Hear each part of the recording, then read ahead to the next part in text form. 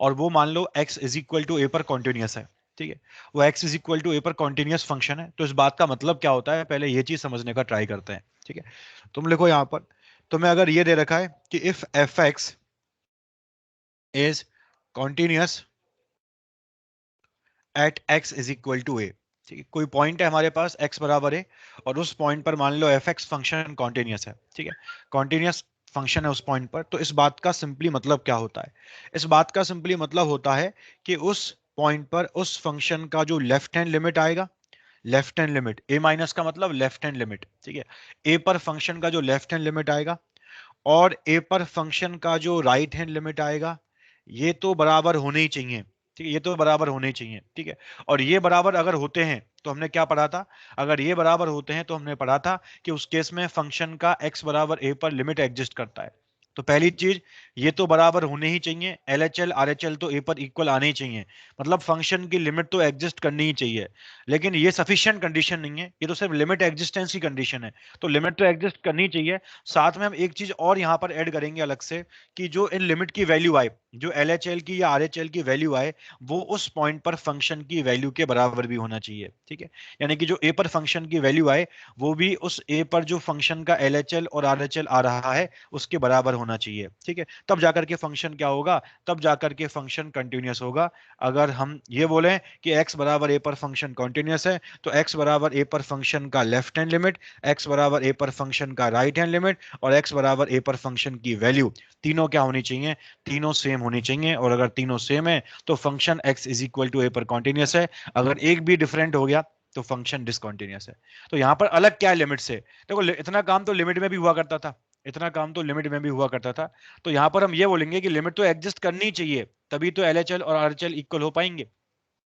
तो लिमिट तो एग्जिस्ट करनी ही चाहिए, साथ में जो लिमिट की वैल्यू आए वो अब की बार फंक्शन की वैल्यू के बराबर भी आनी चाहिए। तो अगर ये तीनों चीजें होंगी तभी function x equal to a पर कॉन्टिन्यूअस होगा। अगर कोई भी एक चीज डिफरेंट हो गया है, डिसिमिलर हो गया, तो वहां पर डिसकॉन्टिन्यूअस बन जाएगा, ठीक है। तो कॉन्टिन्यूटी में बस ये अलग से आता है कि फंक्शन की वैल्यू भी लिमिट के बराबर आना चाहिए, ठीक है। लिमिट में हमने कहा था कि फंक्शन की वैल्यू कुछ भी हो, लिमिट के टाइम पर हमें इस बात से मतलब नहीं था, क्योंकि लिमिट के टाइम पर हमने इसकी बात नहीं करी थी, लेकिन अभी हम इसकी बात कर रहे हैं, अभी हम इसको भी एक अलग से लेके चल रहे हैं, ठीक है।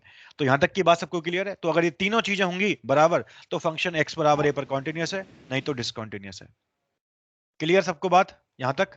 सर। बस यही चीज है इसके अंदर, यही है इस पूरे चैप्टर में, कि अगर तीनों बराबर हैं तो कॉन्टिन्यूअस है, नहीं है तो फिर डिसकॉन्टिन्यूअस है, ठीक है। चलो एकदम सिंपल से क्वेश्चन कर लेते हैं पहले, फिर अपन आगे बढ़ लेंगे, ठीक है। क्वेश्चन नंबर 1 मैंने ले लिया यहां पर, कि तुम्हारे पास क्वेश्चन आ गया कि check the continuity of F x is equal to 2x+8, ठीक है। तो मैं ये डेफिनेशन दे रखा है फंक्शन का, अगर x बिलोंग्स टू r है एक्सेप्ट 5 के, ये बोल रहा है कि एफ एक्स फंक्शन जो है वो 2x+8 के बराबर है x की हर एक रियल वैल्यू के लिए 5 के अलावा, 5 को छोड़ करके, ठीक है। और एक बार ये बोल रहा है तुमको कि एफ एक्स का जो वैल्यू है वो 17 है x इज इक्वल टू 5 के लिए। तो तुम्हें बताना है, चेक द कॉन्टिन्यूटी, तुम्हें चेक करना है इस फंक्शन का कॉन्टिन्यूटी कहां पर, x इज इक्वल टू 5 पर। तुम्हें चेक करना है कि x बराबर 5 पर ये फंक्शन कॉन्टिन्यूअस है या 5 पर ये फंक्शन डिसकॉन्टिन्यूअस है, हमें सिंपली ये चेक करना है, ये अपना सवाल आ गया बस, ठीक है। तो बताओ क्या चेक करेंगे, तो हम तीन चीज चेक करेंगे यहां पर, ठीक है। जब भी बात होगी कॉन्टिन्यूटी की, हम इफेक्टिवली तीन चीजें यहां पर चेक करेंगे, LHL RHL और फंक्शन की वैल्यू। अगर तीनों बराबर हैं तो कॉन्टिन्यूअस है, अगर कोई भी एक डिफरेंट आ गया तो वो डिसकॉन्टिन्यूअस है। तो स्टार्ट करते हैं आंसर, ठीक है।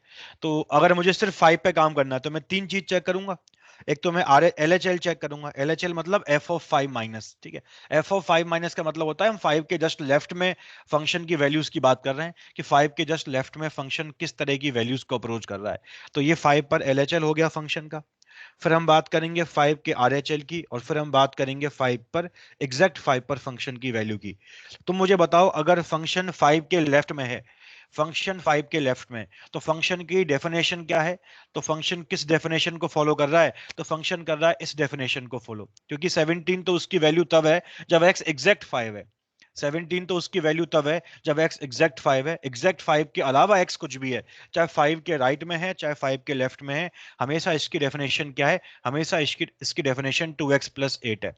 तो अगर x 5 के एकदम छोटा होगा तो वैल्यू क्या आएगी फंक्शन की, तो वैल्यू आएगी 2 इंटू 5 माइनस, यानी कि 10 को अप्रोच करेगा। 5 माइनस मतलब हल्का सा 5 से कम, तो 10 को अप्रोच करेगा, और प्लस का 8 तो 18 को अप्रोच करेगा। जिस वैल्यू को अप्रोच करता है वही लिमिट आ जाती है। तो फंक्शन की लेफ्ट हैंड लिमिट कितनी आ गई, 18 आ गई। अब हम बात करेंगे फंक्शन की राइट हैंड लिमिट की, यानी कि x हमारा 5 से हल्का सा ग्रेटर है। तो अगर 5 होता तो 17 है, 5 के अलावा कुछ भी है, 5 के अलावा कुछ भी है हमेशा क्या है, ये डेफिनेशन है उसकी, 2x प्लस 8। तो अगर मैं 5 प्लस की बात करूंगा तो फिर मैं इस डेफिनेशन का यूज करूंगा। तो रख के देखो तुम 5 प्लस कितनी वैल्यू आएगी, तो 2 इंटू 5 प्लस मतलब 10 प्लस, 10 प्लस मतलब 10 के पास पास है। जितना हम 5 के राइट से 5 की तरफ आएंगे उतना ये फंक्शन 10 की तरफ जाएगा। ये सारी बातें लिमिट में हमने करी थी। तो 10 प्लस 8 मतलब 18 को अप्रोच करेगा, और जिस वैल्यू को अप्रोच करता है वही उसकी लिमिट बन जाती है। तो इसका जो RHL है वो कितना आ गया, 18 आ गया। और अगर हम फंक्शन की एग्जैक्ट वैल्यू की बात करें तो वो कितनी आ गई, तो वो 17 आ गई। तो ये क्या तीनों बराबर हैं क्या, क्या ये तीनों इक्वल हैं क्या, तो आंसर है बिल्कुल इक्वल नहीं है। और इक्वल नहीं है इसका मतलब क्या हुआ, इसका मतलब ये फंक्शन कैसा है, ये फंक्शन कॉन्टिन्यूअस नहीं है, डिसकॉन्टिन्यूअस है। कहां पर, x बराबर 5 पर। इस तरह चेक करते हैं, अगर तीनों बराबर आते और फाइनाइट आते तीनों तो हम बोलते हैं कि ये function x is equal to 5 पर कॉन्टिन्यूअस है। ठीक है, क्लियर है सब बच्चों को बातें, सब लोग फील कर पा रहे हैं चीजों को। Yes sir. हाँ सर। चलो एक दो क्वेश्चन और करते हैं इस तरह के। अगला क्वेश्चन तुम्हें दे रखा है कि तुम्हारे पास एफ एक्स फंक्शन है, x square minus one upon x minus one. तुम्हारे पास एफ एक्स फंक्शन है 2 के बराबर, और तुम्हारे पास एफ एक्स फंक्शन है L N x E raise to one upon x square minus one. और तुम्हें ये डेफिनेशन कब दिया इसका, ये तुम्हें डेफिनेशन दिया जब एक्स वन से बड़ा है, ये तुम्हें दिया है जब एक्स वन से छोटा है, और ये तुम्हें दिया है जब एक्स वन के बराबर है। ठीक है, तो उसने क्या किया, तीन डेफिनेशन हमें दी है इफेक्टिवली इस फंक्शन के लिए।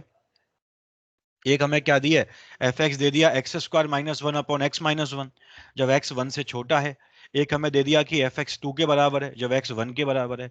और एक उसने बोल दिया कि F x l N x e की power whole power one upon x square minus one है अगर एक्स वन से बड़ा है। ठीक है, क्वेश्चन आ गया, देखो वन पे चेंजेस हो रहे हैं, वन के राइट में कुछ अलग ही फंक्शन है ये, है ना, वन के लेफ्ट में कुछ अलग ही फंक्शन है ये, और वन पर कुछ अलग ही वैल्यू है इसकी। ठीक है, तो हम बात करेंगे यहाँ पर, क्वेश्चन भी मतलब उसी पॉइंट की बात करेगा जहां पर इस तरह के चेंजेस आएंगे।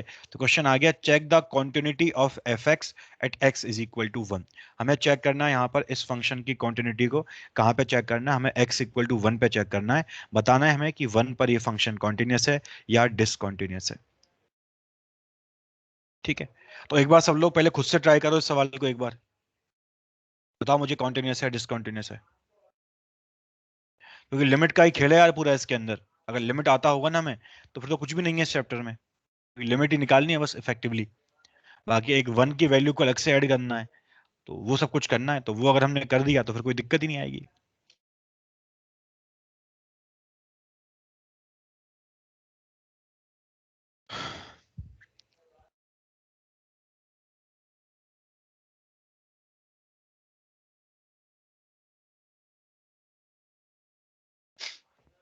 किसी बच्चे का आंसर आएगा अब तक, डिसकंटिन्यूस है सर। डिसकंटिन्यूस क्यों बताओ। क्योंकि सर वो जो लास्ट तीसरा वाला है, एक्स हम्म, ग्रेटर देन वन रखेंगे तो सर एल एन ई हो जाएगा जिसका वैल्यू वन होगा। तो वन वैल्यू होगा तो वो तो वन तो बेस का वैल्यू होगा ना यार, एक्सपोनेंट भी तो लगा हुआ है कुछ, उसका भी तो फर्क पड़ता है। एक्सपोनेंट क्या लगा हुआ है, one upon x square minus one. तो अगर तो तुम्हारा सर वन के मतलब ऊपर कोई भी रेस हो सर तो वन ही होगा ना।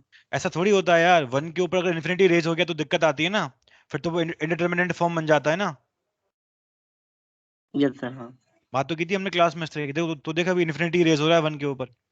अगर एक्स वन को अप्रोच करेगा तो एक्स स्क्वायर भी वन को अप्रोच करेगा, एक्स स्क्वायर भी वन के पास में जाएगा, और अगर मैं वन में से वन माइनस करूंगा तो फिर जीरो की तरफ जाएगा।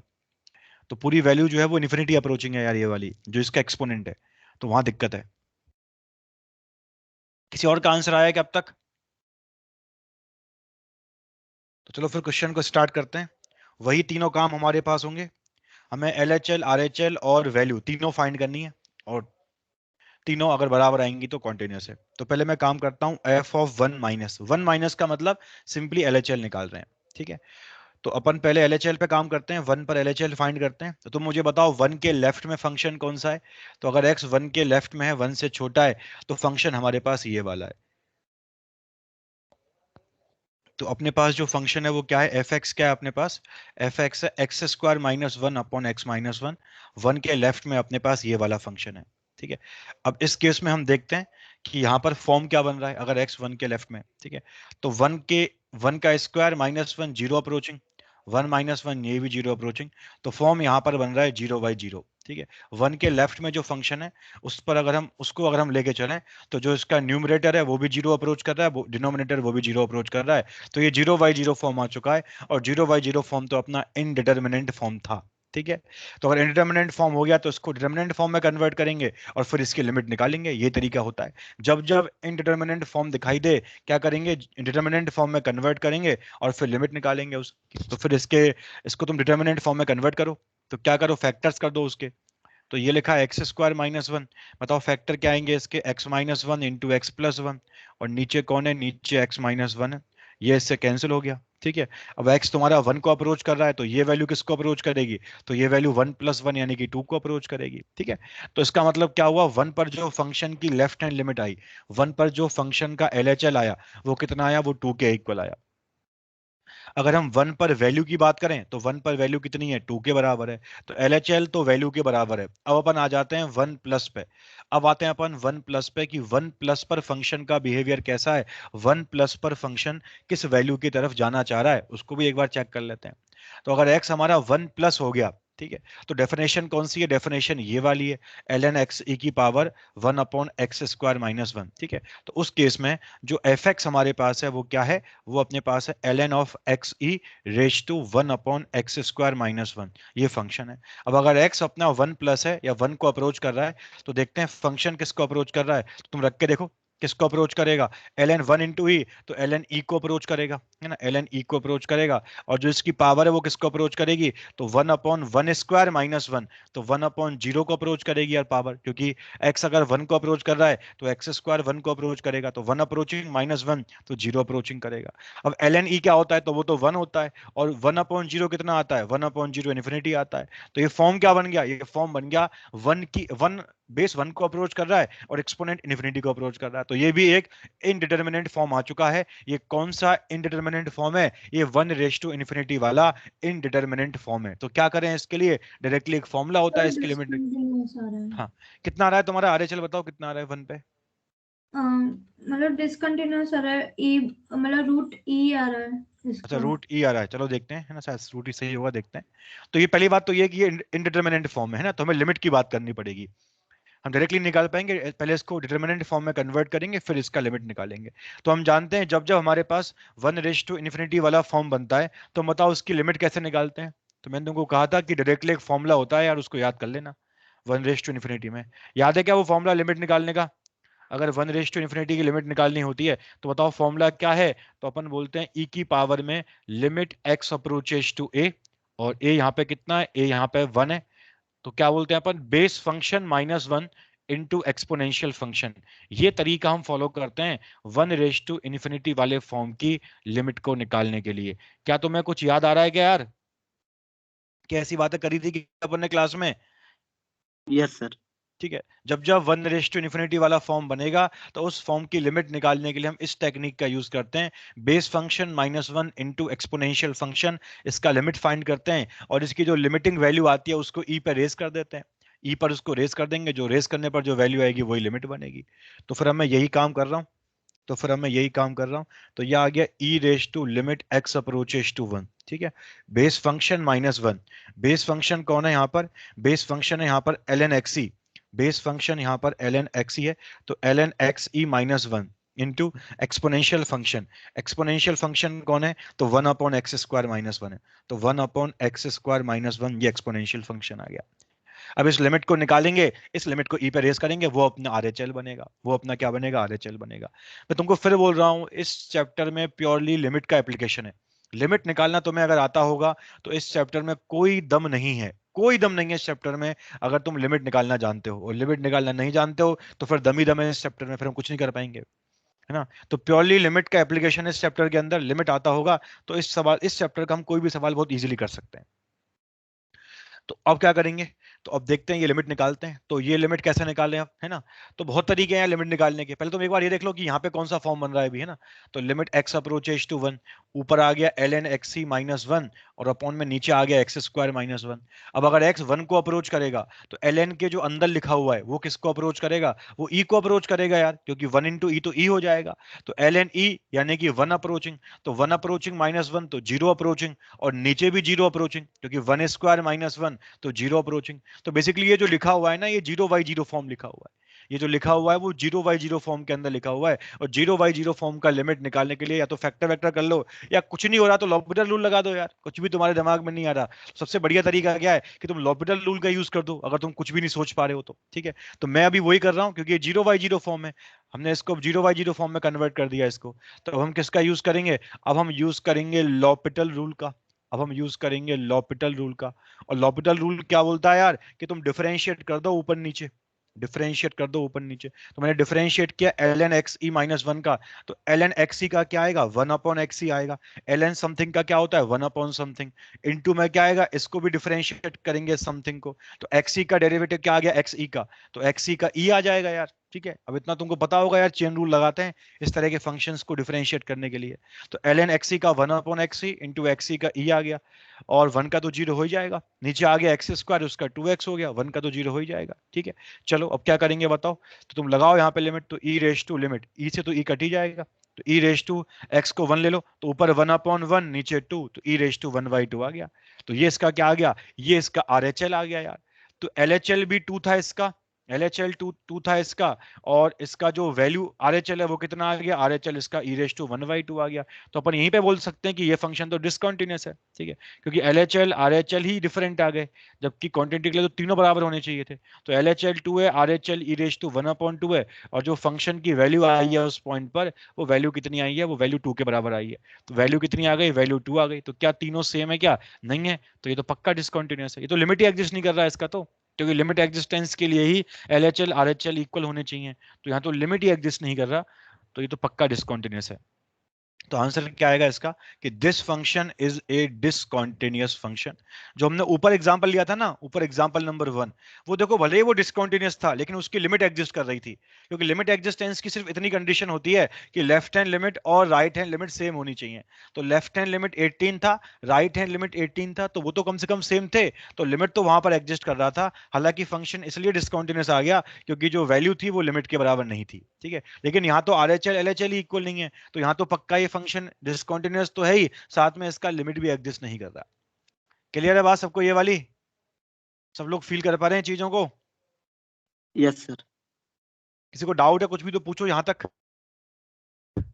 नो कुछ भी चीज सर। समझ में नहीं आई तो पूछो यार, ठीक है। क्लियर है सबको, आगे बढ़ जाएं, बोलो यार सभी लोग बोलो, आगे बढ़े क्या। Yes sir. चलो ठीक है, तो ये थी बातें अपनी, बस सिंपल से क्वेश्चन हमने देखे यहाँ पर कि LHL RHL कॉन्टिन्यूटी वगैरह चेक कैसे करते हैं। अब थोड़ा ग्राफ पे काम कर लेते हैं एक बार, कि कॉन्टिन्यूस फंक्शंस के ग्राफ कैसे होते हैं, और कब कैसे ग्राफ के थ्रू हम चेक कैसे करते हैं कि कहाँ पर फंक्शन कॉन्टिन्यूस है और कहाँ पर फंक्शन डिसकॉन्टिन्यूस है, ठीक है। तो अभी हम बात करने वाले हैं कॉन्टिन्यूटी के बारे में। तो हम बात करने वाले हैं continuity of a function using graph, ठीक है। तो हम ग्राफ का यूज करके, ग्राफ से हम चेक करेंगे कि फंक्शन कॉन्टिन्यूस है या नहीं। ग्राफ क्या बताता है, हमें ग्राफ से चेक कैसे करते हैं फंक्शन कॉन्टिन्यूस है या नहीं है, ये सारी चीजें हम चेक करने वाले हैं। तो एक मैं तुमको ग्राफ ही दे रहा हूँ सीधा, और ग्राफ को अपन डिस्कस करेंगे कि वो ग्राफ कहाँ कहाँ पर डिसकंटिन्यूस है, कहाँ कहाँ पर कॉन्टिन्यूस है, ठीक है। तो मैं तुमको एक सिंपल सा ग्राफ यहाँ पे दे रहा हूँ, और ग्राफ के ऊपर ही हमें फिर काम करना होगा। तो ये मैंने ग्राफ ले लिया भाई,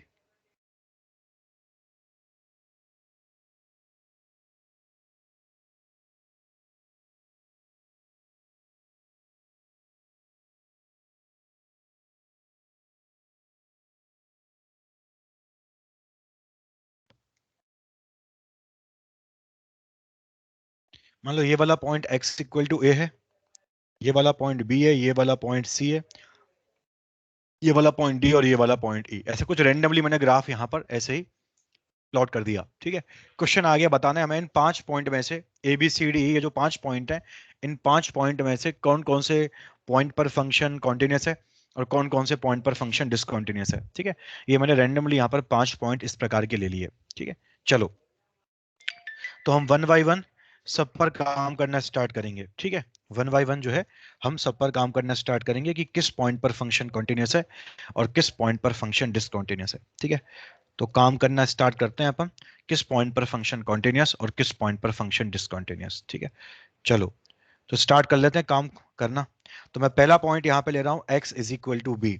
फर्स्ट पॉइंट मैंने ले लिया x is equal to B, ठीक है। तो मुझे बताओ यार x, पहले हम a और जो e जो एकदम एंड पॉइंट है ना, इन पर एकदम लास्ट में काम करेंगे। पहले जो बीच वाले पॉइंट है उन पे काम कर लेते हैं, बी सी डी पर, ठीक है। तो मुझे बताओ क्या x इक्वल टू बी जो है, क्या उस पर ही फंक्शन कॉन्टिन्यूस है क्या? तो चेक कैसे करेंगे, हम निकालेंगे b पर RHL, बी पर LHL, RHL और बी पर वैल्यू, तीनों फाइंड करेंगे।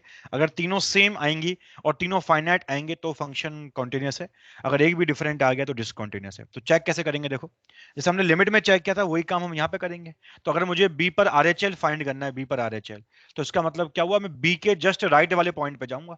मैं जाऊंगा बी के जस्ट राइट वाले पॉइंट पर और देखूंगा फंक्शन किस वैल्यू को अप्रोच करना चाहता है। तो ये मैंने ले लिया बी का जस्ट राइट वाला पॉइंट, कितनी वैल्यू आ गई उस पर इतनी वैल्यू आ गई। और ये वैल्यू किसके बराबर है, ये वैल्यू मैंने मान लो m मान लिया, ये वैल्यू मैंने मान लो m मान लिया इसका y।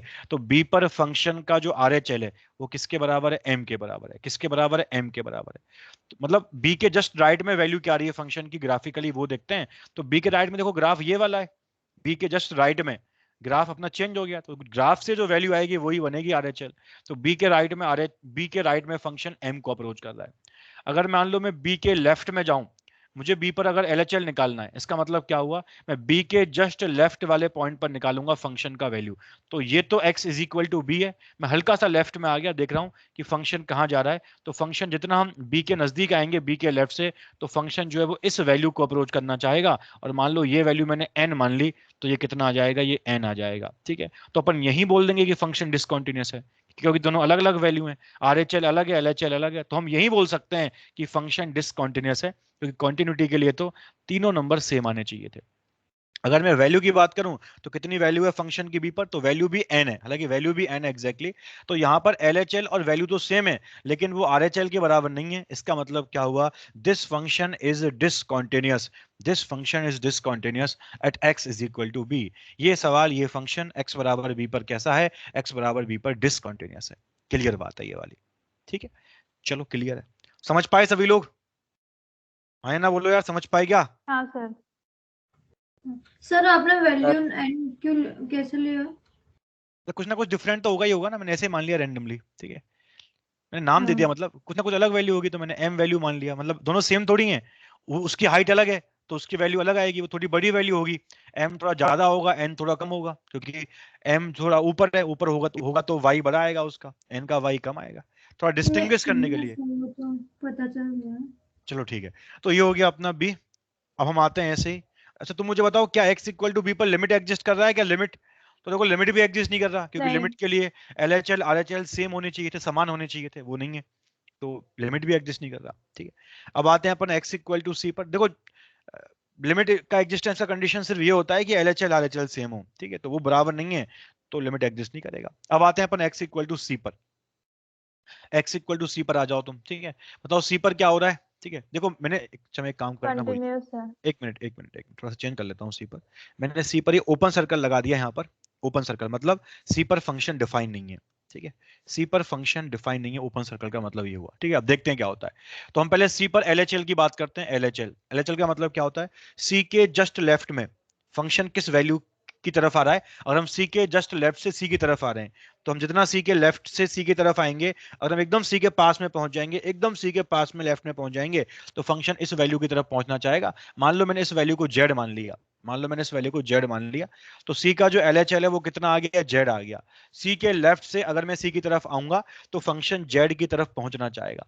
और अगर मैं सी के राइट से सी की तरफ आऊंगा, हल्का सा राइट मैंने ले लिया और फिर मैं एकदम सी की तरफ आता रहा, तो मैं जितना नजदीक आऊंगा, मैं अगर एकदम नजदीक आ गया तो फंक्शन अगेन किस वैल्यू की तरफ जाएगा, फंक्शन अगेन जेड की तरफ जाएगा तो सी पर फंक्शन का जो RHL है वो कितना आ गया, वो भी जेड आ गया। तो सी पर फंक्शन का LHL भी जेड आ गया और सी पर फंक्शन का जो RHL है वो भी कितना आ गया, वो भी जेड आ गया। क्या सी पर वैल्यू कितनी है, तो आंसर है वो तो है ही नहीं वैल्यू, क्योंकि फंक्शन डिफाइन ही नहीं है, उसने ओपन सर्कल का यूज कर रखा है। तो सी पर जो वैल्यू है फंक्शन की वो डिफाइन नहीं है। एग्जैक्ट सी पर जो वैल्यू है फंक्शन की वो डिफाइन नहीं है, क्योंकि उसने ओपन सर्कल का यूज कर रखा है। ओपन सर्कल का मतलब होता है कि फंक्शन उस पॉइंट पर डिफाइन नहीं है। तो x इज इक्वल टू सी का मतलब क्या हुआ, यहाँ पे फंक्शन डिफाइन है। अगर कहीं एक क्लोज सर्कल लगा देता तो वो वाली वैल्यू अपन ले लेते, लेकिन इसने कहीं सी के लिए, x इक्वल टू सी के लिए कहीं क्लोज सर्कल का यूज ही नहीं करा। इसका मतलब क्या हुआ कि ये फंक्शन सी पर डिफाइन नहीं है। तो अब तो मुझे बताओ, क्या ये फंक्शन कॉन्टिन्यूअस है क्या, तो आंसर है बिल्कुल नहीं है, ये फंक्शन भी नहीं। डिसकंटिन्यूअस है, क्योंकि कॉन्टिन्यूअस तो तब होता जब तीनों नंबर सेम आते। मुझे बताओ, क्या इस फंक्शन की लिमिट एग्जिस्ट कर रही है क्या, क्या इस फंक्शन हाँ। का लिमिट एग्जिस्ट कर रहा है, तो वो तो कर रहा है। लिमिट एग्जिस्टेंस की सिर्फ इतनी सी शर्त है, इतनी सी कंडीशन है उसकी, कि लिमिट एग्जिस्टेंस के लिए LHL and RHL should be same, समान होने चाहिए, दोनों सेम होने चाहिए। तो सेम तो है ही, LHL भी जेड है और RHL भी जेड है, तो वो तो सेम है। तो लिमिट तो एग्जिस्ट कर रहा है, लेकिन कॉन्टिन्यूस नहीं है, क्योंकि तीनों वैल्यू डिसिमिलर है यहाँ पर। तो इसलिए फंक्शन कैसा आ गया, फंक्शन आ गया डिसकंटिन्यूअस। क्लियर है बात सबको? सर हाँ बोलो। हाँ सर। सर इस ग्राफ में अगर नोट डिफाइंड की जगह कुछ वैल्यू अगर एग्जिस्ट जैसे करती मान लो है मैंने तो यहाँ पे सर वैल्यू कर तो दी, भी मान लो मैंने यहाँ पे कर दिया वैल्यू, मान लो मैंने यहाँ पे कर दिया वैल्यू, ठीक है। चलो मैंने ये बोल दिया कि सी पर ये वाला वैल्यू है, बताओ अब क्या होगा। अभी भी डिसकंटिन्यूअस है, क्योंकि वैल्यू जो आ रही है वो लिमिट के बराबर नहीं है, कि वैल्यू तो कुछ अलग ही आ गई यार, वैल्यू तो थोड़े ऊपर हाइट पर आई है, तो वैल्यू कुछ अलग ही हो गई, लिमिट कुछ अलग ही है, तो अभी भी डिसकंटिन्यूअस ही बनेगा। हाँ, अगर मैं वैल्यू यही ले लेता, यस अगर मैं वैल्यू यही ले लेता, मैं यहाँ पर क्लोज सर्कल लगा देता, हाँ तब फंक्शन कॉन्टिन्यूअस है, क्योंकि वैल्यू भी मैंने वही ले ली जो लिमिट फंक्शन की आ रही है। समझ में आ रहा है बात ये वाला? तो अगर मैं वैल्यू भी जेड ही ले लेता तो फंक्शन कॉन्टिन्यूअस था, बाकी मैं जेड के अलावा और कुछ भी वैल्यू लेता यहाँ पर तो फंक्शन डिसकंटिन्यूअस ही रहता। सर तो x इक्वल्स टू बी में वैल्यू m नहीं आएगी? वैल्यू एम ही तो आई है, मैंने लिखा तो है। अच्छा मैंने, हाँ मैंने कुछ गलती कर दी, सॉरी सॉरी सॉरी। हम्म। हाँ बिल्कुल सॉरी, मैंने गलती करी यहाँ पे, बिल्कुल ठीक है। क्योंकि वैल्यू तो, हाँ बिल्कुल यहाँ पे मैंने ओपन सर्कल लगाया है और वहां पे क्लोज लगाया है, बिल्कुल सही बात है, ये मेरी गलती थी। बिल्कुल एम आएगा वहां पे, सही बात है, ठीक है, क्योंकि मैंने क्लोज सर्कल वहां पे लगाया है, मुझे लगा कि मैंने क्लोज सर्कल यहाँ पे लगाया है, इसलिए गलती हुई है मेरे से। बाकी सब ठीक है। क्लियर है बात सबको यहाँ तक? हाँ यस हाँ बोलो यार। सर। चलिए ठीक है, आगे बढ़ जाते हैं। अब अपन x is equal to D की बात करते हैं। डी पर भी तीनों चीज निकालेंगे ऐसे, LHL RHL और वैल्यू, और फिर बताएंगे कि ये फंक्शन कॉन्टिन्यूअस है या डिसकॉन्टिन्यूअस है। LHL RHL और वैल्यू, तुम मुझे बताओ x is equal to D पर फंक्शन का LHL कितना है। तो अगर मैं डी के एकदम लेफ्ट में जाऊं, डी के एकदम लेफ्ट में जाऊं, हल्का सा लेफ्ट में, तो हम देख पा रहे हैं फंक्शन इस नंबर को अप्रोच कर रहा है, फंक्शन इस वैल्यू को अप्रोच कर रहा है। मान लो मैंने इस वैल्यू को टी मान लिया, तो डी पर फंक्शन का जो LHL है वो कितना है, एकदम लेफ्ट से डी की तरफ आ रहे हैं, तो फंक्शन इस वैल्यू को अप्रोच कर रहा है, तो डी पर जो फंक्शन का LHL है वो किसके बराबर है, वो टी के बराबर है, ठीक है। अगर हम डी पर RHL की बात करें, तो मैं डी के जस्ट राइट में जाऊंगा, तो डी के जस्ट राइट में फंक्शन इसी वैल्यू को अप्रोच कर रहा है जहां पर ये क्लोज सर्कल लगा हुआ है, तो इसकी वैल्यू कितनी है, इसकी वैल्यू 0 है, तो डी पर RHL कितना है, तो RHL भी 0 है। और डी पर वैल्यू कितनी है फंक्शन की, तो वो भी 0 ही है, क्योंकि क्लोज सर्कल यहाँ लगा हुआ है, तो डी पर वैल्यू कितना है फंक्शन का, तो डी पर वैल्यू भी 0 है। तो डी पर RHL 0, वैल्यू 0 और LHL T, तो क्या ये तीनों बराबर हैं क्या, आंसर है बिल्कुल बराबर नहीं है। इसका मतलब यहां पर भी फंक्शन कैसा है, यहां पर भी फंक्शन डिसकंटिन्यूअस है। अगर तीनों 0 आ जाते या तीनों सेम आ जाते तो कॉन्टिन्यूअस बन जाता, लेकिन यहां पर क्या है, यहां पर भी डिसकंटिन्यूअस है। क्लियर है बात सबको ये वाली? यस समझ पा रहे हैं क्या सभी लोग यार बातों को? हाँ सर। समझ रहे हैं वैल्यू 0 कैसे आ रही है वो वाली, समझ रहे हैं क्या सभी लोग? क्योंकि हम देख पा रहे हैं डी के जस्ट राइट में भी 0 को एकदम पास में है, और डी पर भी 0, डी पर तो एग्जैक्ट 0 ही है, लेकिन अगर डी के लेफ्ट में आ गया तो ग्राफ चेंज हो चुका है, अब जो वैल्यू आ रही है वो टी को अप्रोच कर रही है। तो डी पर LHL T है, RHL और वैल्यू 0 है, इसका मतलब डी पर भी फंक्शन कैसा है, डिसकंटिन्यूअस है, ठीक है। क्लियर है ना यार सबको बात? पहले क्लियर हो रहा है सबको कि ग्राफ पे किस तरह से काम किया जाता है?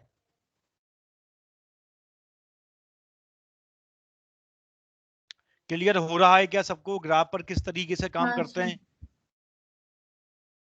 अब मैं एक एंड पॉइंट की बात करूंगा, दो एंड पॉइंट है मेरे पास, एक x इज इक्वल टू ए, एक x is equal to a, ठीक है, दोनों पे काम करते हैं। तो पहले मैं ई पे काम कर रहा हूँ, ठीक है। अब देखो एंड पॉइंट है ग्राफ का, ग्राफ इसके बाद नहीं है, ठीक है। तो हम एंड पॉइंट पर क्या बोलते हैं, जो भी चीज डिफाइंड है एंड पॉइंट पर, ठीक है, जो कुछ भी एंड पॉइंट पर डिफाइन हो रहा है वो बराबर होने चाहिए और वो फाइनाइट भी होने चाहिए, ठीक है। जैसे अगर मैं ए की बात करूं, एक्स इज इक्वल टू ए की, तो तुम बताओ ए पर क्या डिफाइन नहीं है। तो देखो ए पर एलएचएल की बात हम नहीं कर सकते, है ना। ए पर हम एलएचएल की बात इसलिए नहीं कर सकते क्योंकि ए के लेफ्ट में ग्राफ ही नहीं है। ए के लेफ्ट में ग्राफ ही नहीं है तो बात कैसे करेंगे, ठीक है। तो ए के लिए हम एलएचएल की बात नहीं कर सकते, तो जिसकी बात कर सकते हैं वो बराबर होने चाहिए। तो अगर हम बात करें ए पर, तो देखो ए पर फंक्शन की वैल्यू कितनी है, इतनी है। अगर हम ए पर आरएचएल की बात करें तो आरएचएल कितना है ए पर फंक्शन का, आरएचएल भी देखो इतना ही है। अगर मैं एकदम राइट से ए की तरफ आऊंगा तो फंक्शन इसी वैल्यू को अप्रोच करेगा। अगर मैं इस वैल्यू को पी मान लूं तो ए पर आरएचएल भी पी है और ए पर जो फंक्शन की वैल्यू है वो भी पी के बराबर है, ठीक है।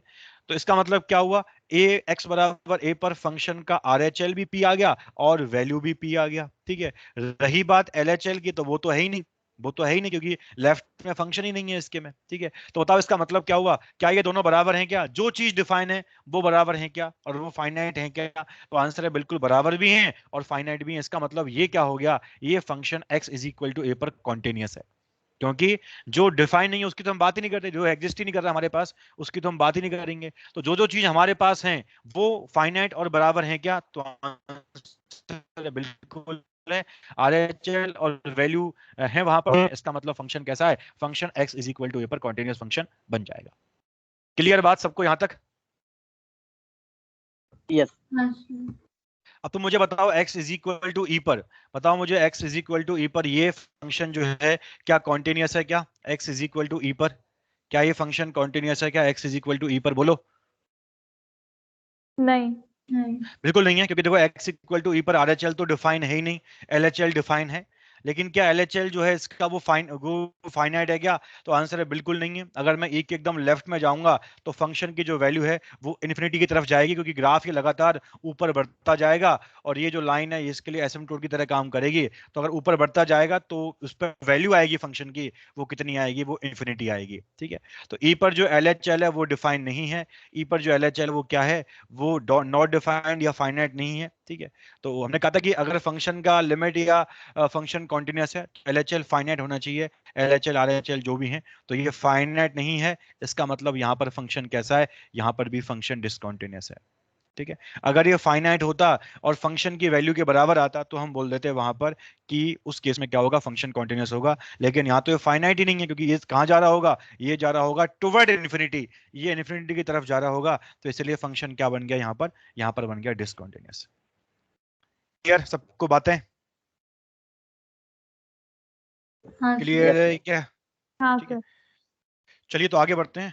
अब ये तो हमने ग्राफ को भी देख लिया कि क्वांटिटेटिव फंक्शंस, क्वांटिटी को हम ग्राफ से किस तरह चेक करते हैं। अच्छा तुम एक चीज और देखो, देख सकते हो यहाँ पर, अगर तुम्हें मान लो कहीं जब भी देखो, बहुत बेसिक तरीका होता है ग्राफ की क्वांटिटी चेक करने का, कि जहां भी तुम्हें पेन अपना उठाना पड़ जाए, है ना, जहां भी तुम्हें ग्राफ में जिस भी जगह पे तुम्हें पेन जो अपना तुम पेन जब तुम ग्राफ ड्रॉ कर रहे हो, जहां तुम्हें पेन उठाना पड़ जाए वहीं पर फंक्शन डिसकंटिन्यूअस है, ठीक है। जैसे अगर मान लो मैं इस ग्राफ को ड्रॉ कर रहा करता, तो मैं कैसे करता, देखो ड्रॉ मैं यहाँ से स्टार्ट करता, यहाँ से करता करता रहता करता रहता करता रहता चलता रहता चलता रहता, लेकिन मुझे यहाँ पर से पेन को हटाना पड़ता और मुझे सीधा पेन यहाँ पे लेके जाना पड़ता, ठीक है। तो जहां मैंने पेन उठाया है वहीं पर फंक्शन डिसकंटिन्यूअस है, जहां पे पेन उठाया या जहां पे पेन रोका है वहां पर ग्राफ डिसकंटिन्यूअस आ जाएगा। तो यहाँ पे मैंने उठाया है या रोका है तो यहाँ पर डिसकंटिन्यूअस है। अब मैं यहाँ से आगे बढ़ूंगा, चलता रहूंगा चलता रहूंगा चलता रहूंगा, मुझे यहाँ पर पेन रोकना पड़ेगा क्योंकि यहाँ ग्राफ ही नहीं है बीच में, ये खाली है पॉइंट। तो यहाँ मुझे पेन को रोकना,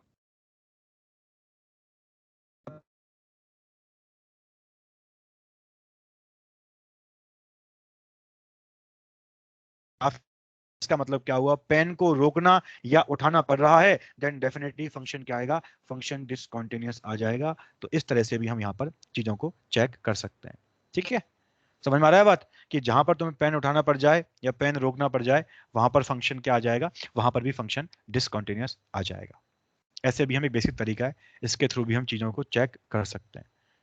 क्लियर है बात सबको ये वाली, क्लियर है क्या, आगे बढ़ जाऊं? हाँ सर।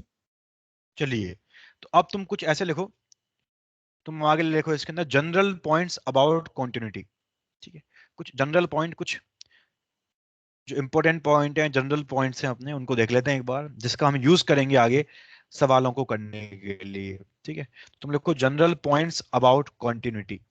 ठीक है, मैं क्या करूंगा, यहाँ पर कुछ फंक्शंस लूंगा और बताऊंगा तुम्हें कि कौन से फंक्शन, सॉरी जनरल, जनरल, ठीक है, बताऊंगा तुम्हें कौन सा फंक्शन कहाँ पे कॉन्टिन्यूस है और कहाँ पर डिसकॉन्टिन्यूस है।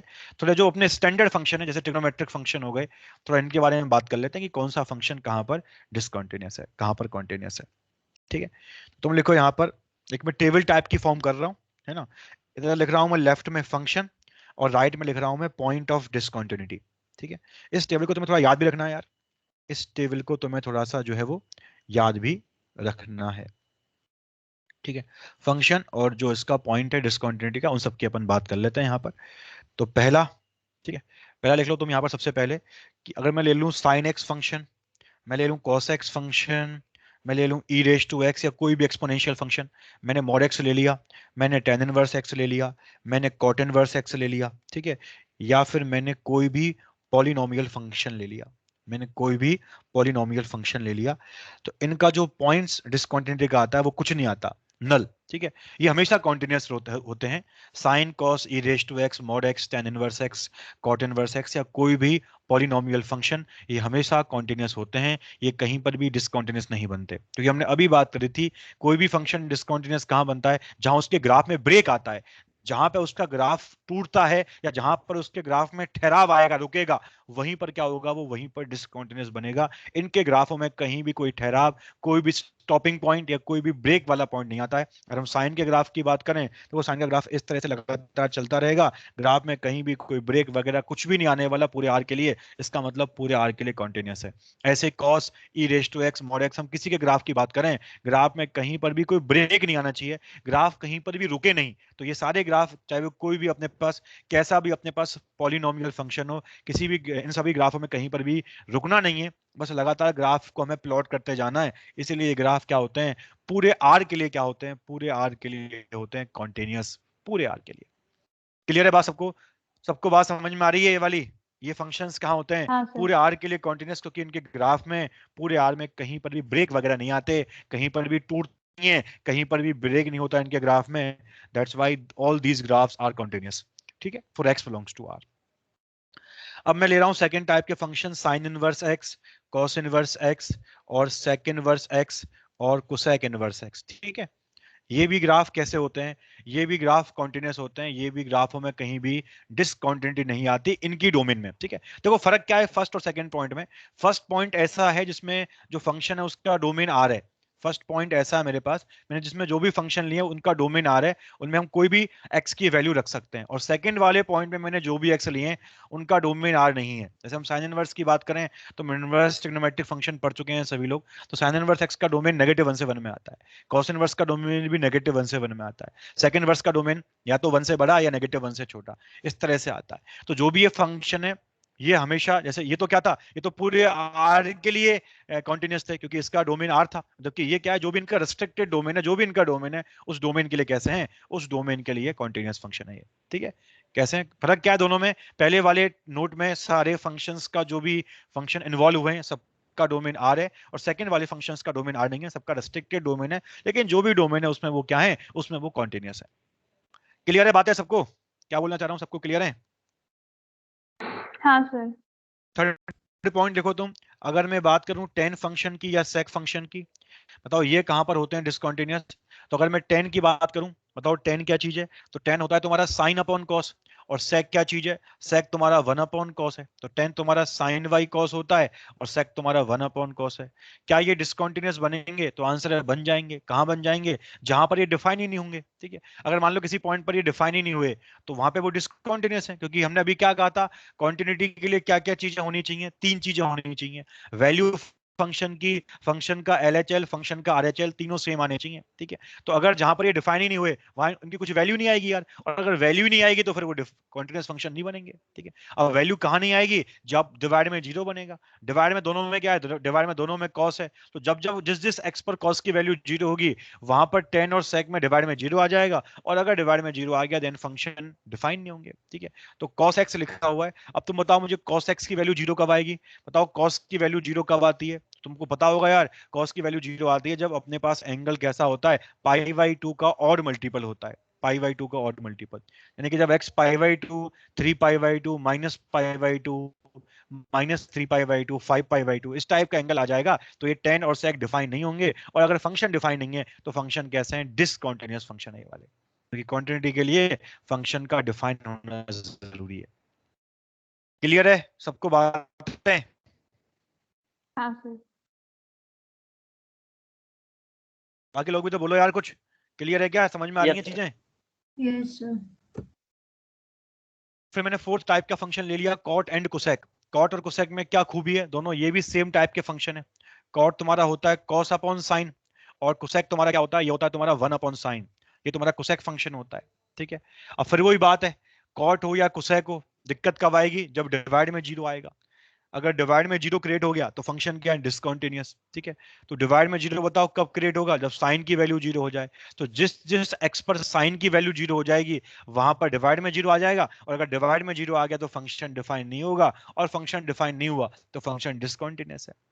तो जिस जिस एक्स पर साइन की वैल्यू 0 आएगी वहां पर फंक्शन डिसकंटीन्यूअस है। अब बताओ साइन की वैल्यू 0 कब आती है, तो वो आती है n पाई पर, जब भी अपना एंगल पाई का मल्टीपल बनेगा, चाहे वो पाई हो, चाहे वो 0 हो, चाहे वो 2 पाई हो, चाहे वो 3 पाई हो, इस तरह के एंगल जब भी हमारे पास आएंगे तो कॉट और कोसेक फंक्शन क्या होंगे, ये डिसकंटीन्यूअस फंक्शन बन जाएंगे, क्योंकि ये डिफाइन ही नहीं होंगे। पहली कंडीशन तो ये होती है कि अगर कोई फंक्शन कॉन्टिन्यूअस है तो उसके लिए उसका डिफाइन होना बिल्कुल जरूरी है। अगर डिफाइन होगा तभी कॉन्टिन्यूअस आएगा, अगर डिफाइन नहीं होगा तो क्या आएगा, डिसकंटीन्यूअस आ जाएगा।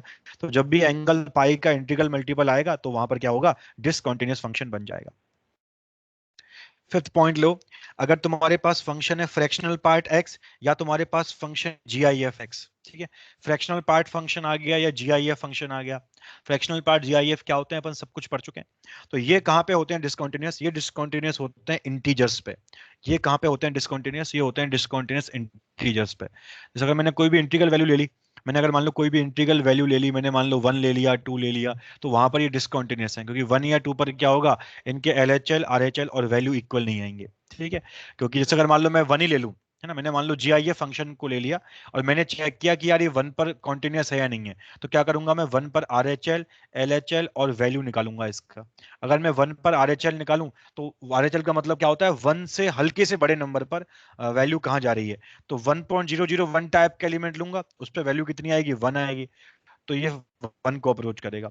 और वैल्यू भी एग्जैक्टली 1 ले लिया, x इक्वल टू 1, तो GIF 1 का एग्जैक्टली 1 है तो 1 ही आएगा। लेकिन अगर हम 1 पर LHL की बात करेंगे, यानी कि हम जस्ट छोटा एलिमेंट लेंगे 1 से, 0.99 टाइप का एलिमेंट लेंगे, तो उस पर वैल्यू कितनी आएगी GIF में, पॉइंट GIF का 0 आएगी। तो क्या तीनों वैल्यूज बराबर हैं क्या, तो आंसर है बिल्कुल बराबर नहीं है, और बिल्कुल बराबर नहीं है इसका मतलब फंक्शन कैसा है, फंक्शन डिसकंटीन्यूअस है। तो इसलिए हम बोल रहे हैं कि ये जो फंक्शन है वो कैसा होगा, फ्रैक्शनल पार्ट x और GIF x वाला, ये फंक्शन इंटीजर्स पर होगा डिसकंटीन्यूअस। ठीक है, क्लियर है बात? हाँ सर। और एक सिग्नम फंक्शन की बात करें तो ये 0 पर डिसकंटीन्यूअस है, क्योंकि 0 पर हम जानते हैं 0 पर इसकी वैल्यू अलग अलग आएंगी। 0 के आगे लेके चलेंगे, 0 प्लस की बात करेंगे तो 0 प्लस पे सिग्नम का आउटकम 1 आता है, 0 माइनस पे सिग्नम का आउटकम -1 आता है, और 0 पर सिग्नम का आउटकम 0 आता है। तो 0 पर तीनों वैल्यूज इक्वल नहीं आने वाली, इसका मतलब ये फंक्शन कैसा है, 0 पर ये भी डिसकंटीन्यूअस है। ठीक है, तो ये कुछ बेसिक फंक्शंस हैं जिनका तुम्हें डायरेक्टली याद रखना है कि कौन सा फंक्शन तुम्हारा कहां पर कॉन्टिन्यूअस और कौन सा फंक्शन कहां पर डिसकंटीन्यूअस आता है। यहां तक की बात सबको क्लियर है? किसी को कुछ भी डाउट तो पूछो इन सारे फंक्शन से रिलेटेड।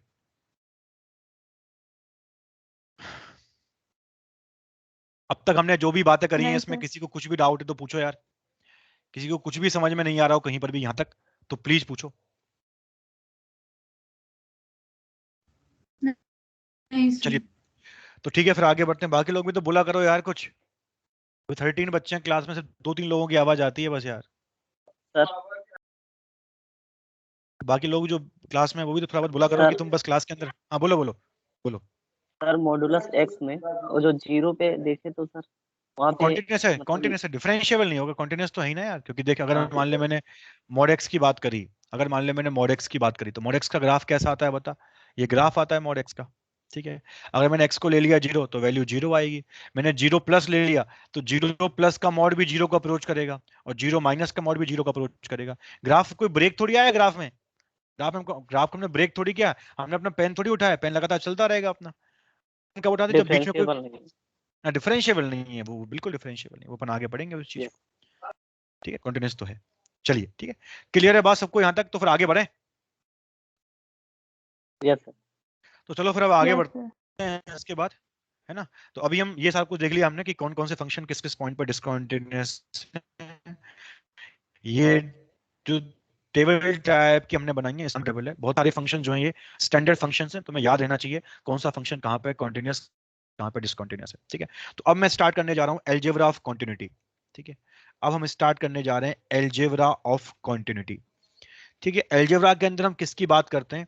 अलजेब्रा के अंदर हम बात करते हैं कि अगर हम दो फंक्शंस जोड़ें, घटाएं, मल्टीप्लाई करें या डिवाइड करें, तो जो उनका सम, डिफरेंस, प्रोडक्ट या डिवीजन फंक्शन आएगा वो कहाँ पर कॉन्टिन्यूअस होगा, वो कहाँ पर डिसकंटिन्यूअस होगा, इन सारी चीजों को हम यहाँ पर देखते हैं in case of algebra of continuity. ठीक है, तो हम दो फंक्शंस को जब ऐड करें, मल्टीप्लाई करें, डिवाइड करें, उनका सब्ट्रैक्शन लें, तो उस पर कैसा फर्क पड़ता है, वो सारी चीजें हम देखते हैं। ठीक है, तो हम कुछ केसेस लेने वाले हैं यहाँ पर, कुछ नोट यहाँ पर लेने वाले हैं, और उन नोटों का भी तुम्हें, उन नोट्स का भी तुम्हें विशेष ध्यान रखना है। ठीक है, तो नोट नंबर 1 में ले रहा हूं यहाँ पर कि मेरे पास मान लो दो फंक्शन है, मैं दो के लिए काम कर रहा हूं, बाकी हम ये काम कितने लोग, कितने भी फंक्शंस के लिए कर सकते हैं। तो जिस तरह से मैं काम करूंगा उस पूरी थीम को तुम समझना कि मैं किस तरह से काम कर रहा हूं, उसी थीम को समझ करके हम दो या तीन या चार कितने भी फंक्शन पे काम कर सकते हैं। ठीक है, तो मान लो मेरे पास दो फंक्शन है, एक एफ एक्स फंक्शन है और एक जी एक्स फंक्शन है। ठीक है, और दोनों फंक्शंस कैसे हैं? दोनों फंक्शन कॉन्टिन्यूअस हैं एट x बराबर a पर। हमने कोई पॉइंट ले लिया x is equal to a, उस पर क्या है, दोनों ही फंक्शन कॉन्टिन्यूअस है। ठीक है, तो उस केस में हम क्या बोल सकते हैं कि एफ एक्स प्लस जी एक्स, एफ एक्स प्लस जी एक्स, या एफ एक्स माइनस जी एक्स, या एफ एक्स इंटू जी एक्स, ये सब क्या आएंगे, बस डिवाइड में जीरो नहीं होना चाहिए। ठीक है, यहाँ पर मैं बोल रहा हूँ इस वाले केस में F X by G X में कि यहाँ पर जी एक्स जो है वो जीरो नहीं होना चाहिए, क्योंकि डिवाइड में जीरो आना तो बिल्कुल अलाउ है ही नहीं। ठीक है, तो ये ये अगर चारों की बात मैं करूं, इन चारों की अगर मैं बात करूं, ठीक है, तो ये भी क्या होंगे, ये भी उस पॉइंट ए पर क्या बन जाएंगे, ये भी उस पॉइंट ए पर बन जाएंगे कॉन्टिन्यूअस। ठीक है, अगर दोनों फंक्शन इंडिविजुअली एफ एक्स और जी एक्स, वो दोनों फंक्शन अगर कॉन्टिन्यूअस है, कॉन्टिन्यूअस है, तो क्या करूं, उन दोनों को मैं डिवाइड करूं, उनका मैं डिफरेंस लूं, कुछ भी करूं, जो उनके मल्टीप्लाई, डिवाइड, डिफरेंस, एडिशन से जो भी फंक्शन आएगा वो क्या होगा, वो डेफिनेटली x बराबर a पर क्या आएगा, कॉन्टिन्यूअस फंक्शन ही रहेगा, डेफिनेटली कॉन्टिन्यूअस रहेगा। ठीक है, अब तो एक बार समझ लेते हैं कि मैं ऐसा क्यों बोल रहा हूं और कैसे बोल रहा हूं। एक बार सब लोग समझ लो इस बात को, क्योंकि ये चीज बहुत काम की, इससे तुम्हारा हर तरह का डाउट यहाँ पर क्लियर हो जाएगा मेरे हिसाब से। तो कैसे बोलेंगे अपन, देखो इस बात के बारे में कि जैसे मान लो मेरे पास एफ एक्स फंक्शन है और जी एक्स फंक्शन है। ठीक है, ये बोल रहा है हमें कि दोनों फंक्शन एक्स बराबर ए पर कॉन्टिन्यूअस हैं दोनों। ठीक है, अब अगर दोनों फंक्शन कॉन्टिन्यूअस हैं एक्स बराबर ए पर, तो कोई भी फंक्शन कॉन्टिन्यूअस कब बनता है, किसी पॉइंट पर, जब उस पॉइंट पर उसके L H L, R H L value तीनों बराबर आ रहे हो। ठीक है, तो अगर मैं एफ एक्स फंक्शन की बात करूं, मान लो वो ए पर कॉन्टिन्यूअस है, तो ये तीनों वैल्यू बराबर आएंगी। तो अगर मान लो एल एच एल उसका एल आ गया, तो उसका आरएचएल भी एल आएगा, उसकी वैल्यू भी एल आएगी। अगर हम जी सेम होंगे तभी तो बनेगा कॉन्टिन्यूअस, अगर एक भी डिफरेंट हो गया तो बन ही नहीं पाएगा कॉन्टिन्यूअस यार वो। तो अगर मैं एफ एक्स प्लस जी एक्स की बात करता हूँ, मैं किसी एक की बात कर रहा हूँ यहाँ पर, मैं जिस तरह की बात कर रहा हूँ ऐसा तुम हर तरफ कर सकते हो। तो अगर मैं एफ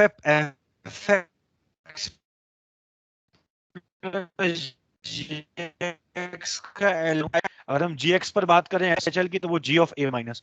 तो अगर मुझे इस पूरे फंक्शन का LHL निकालना है a माइनस पर, तो वो क्या आएगा, वो आएगा f of a minus plus g of a minus. तो f of a minus g of a minus m है, तो वो l प्लस m आ जाएगा।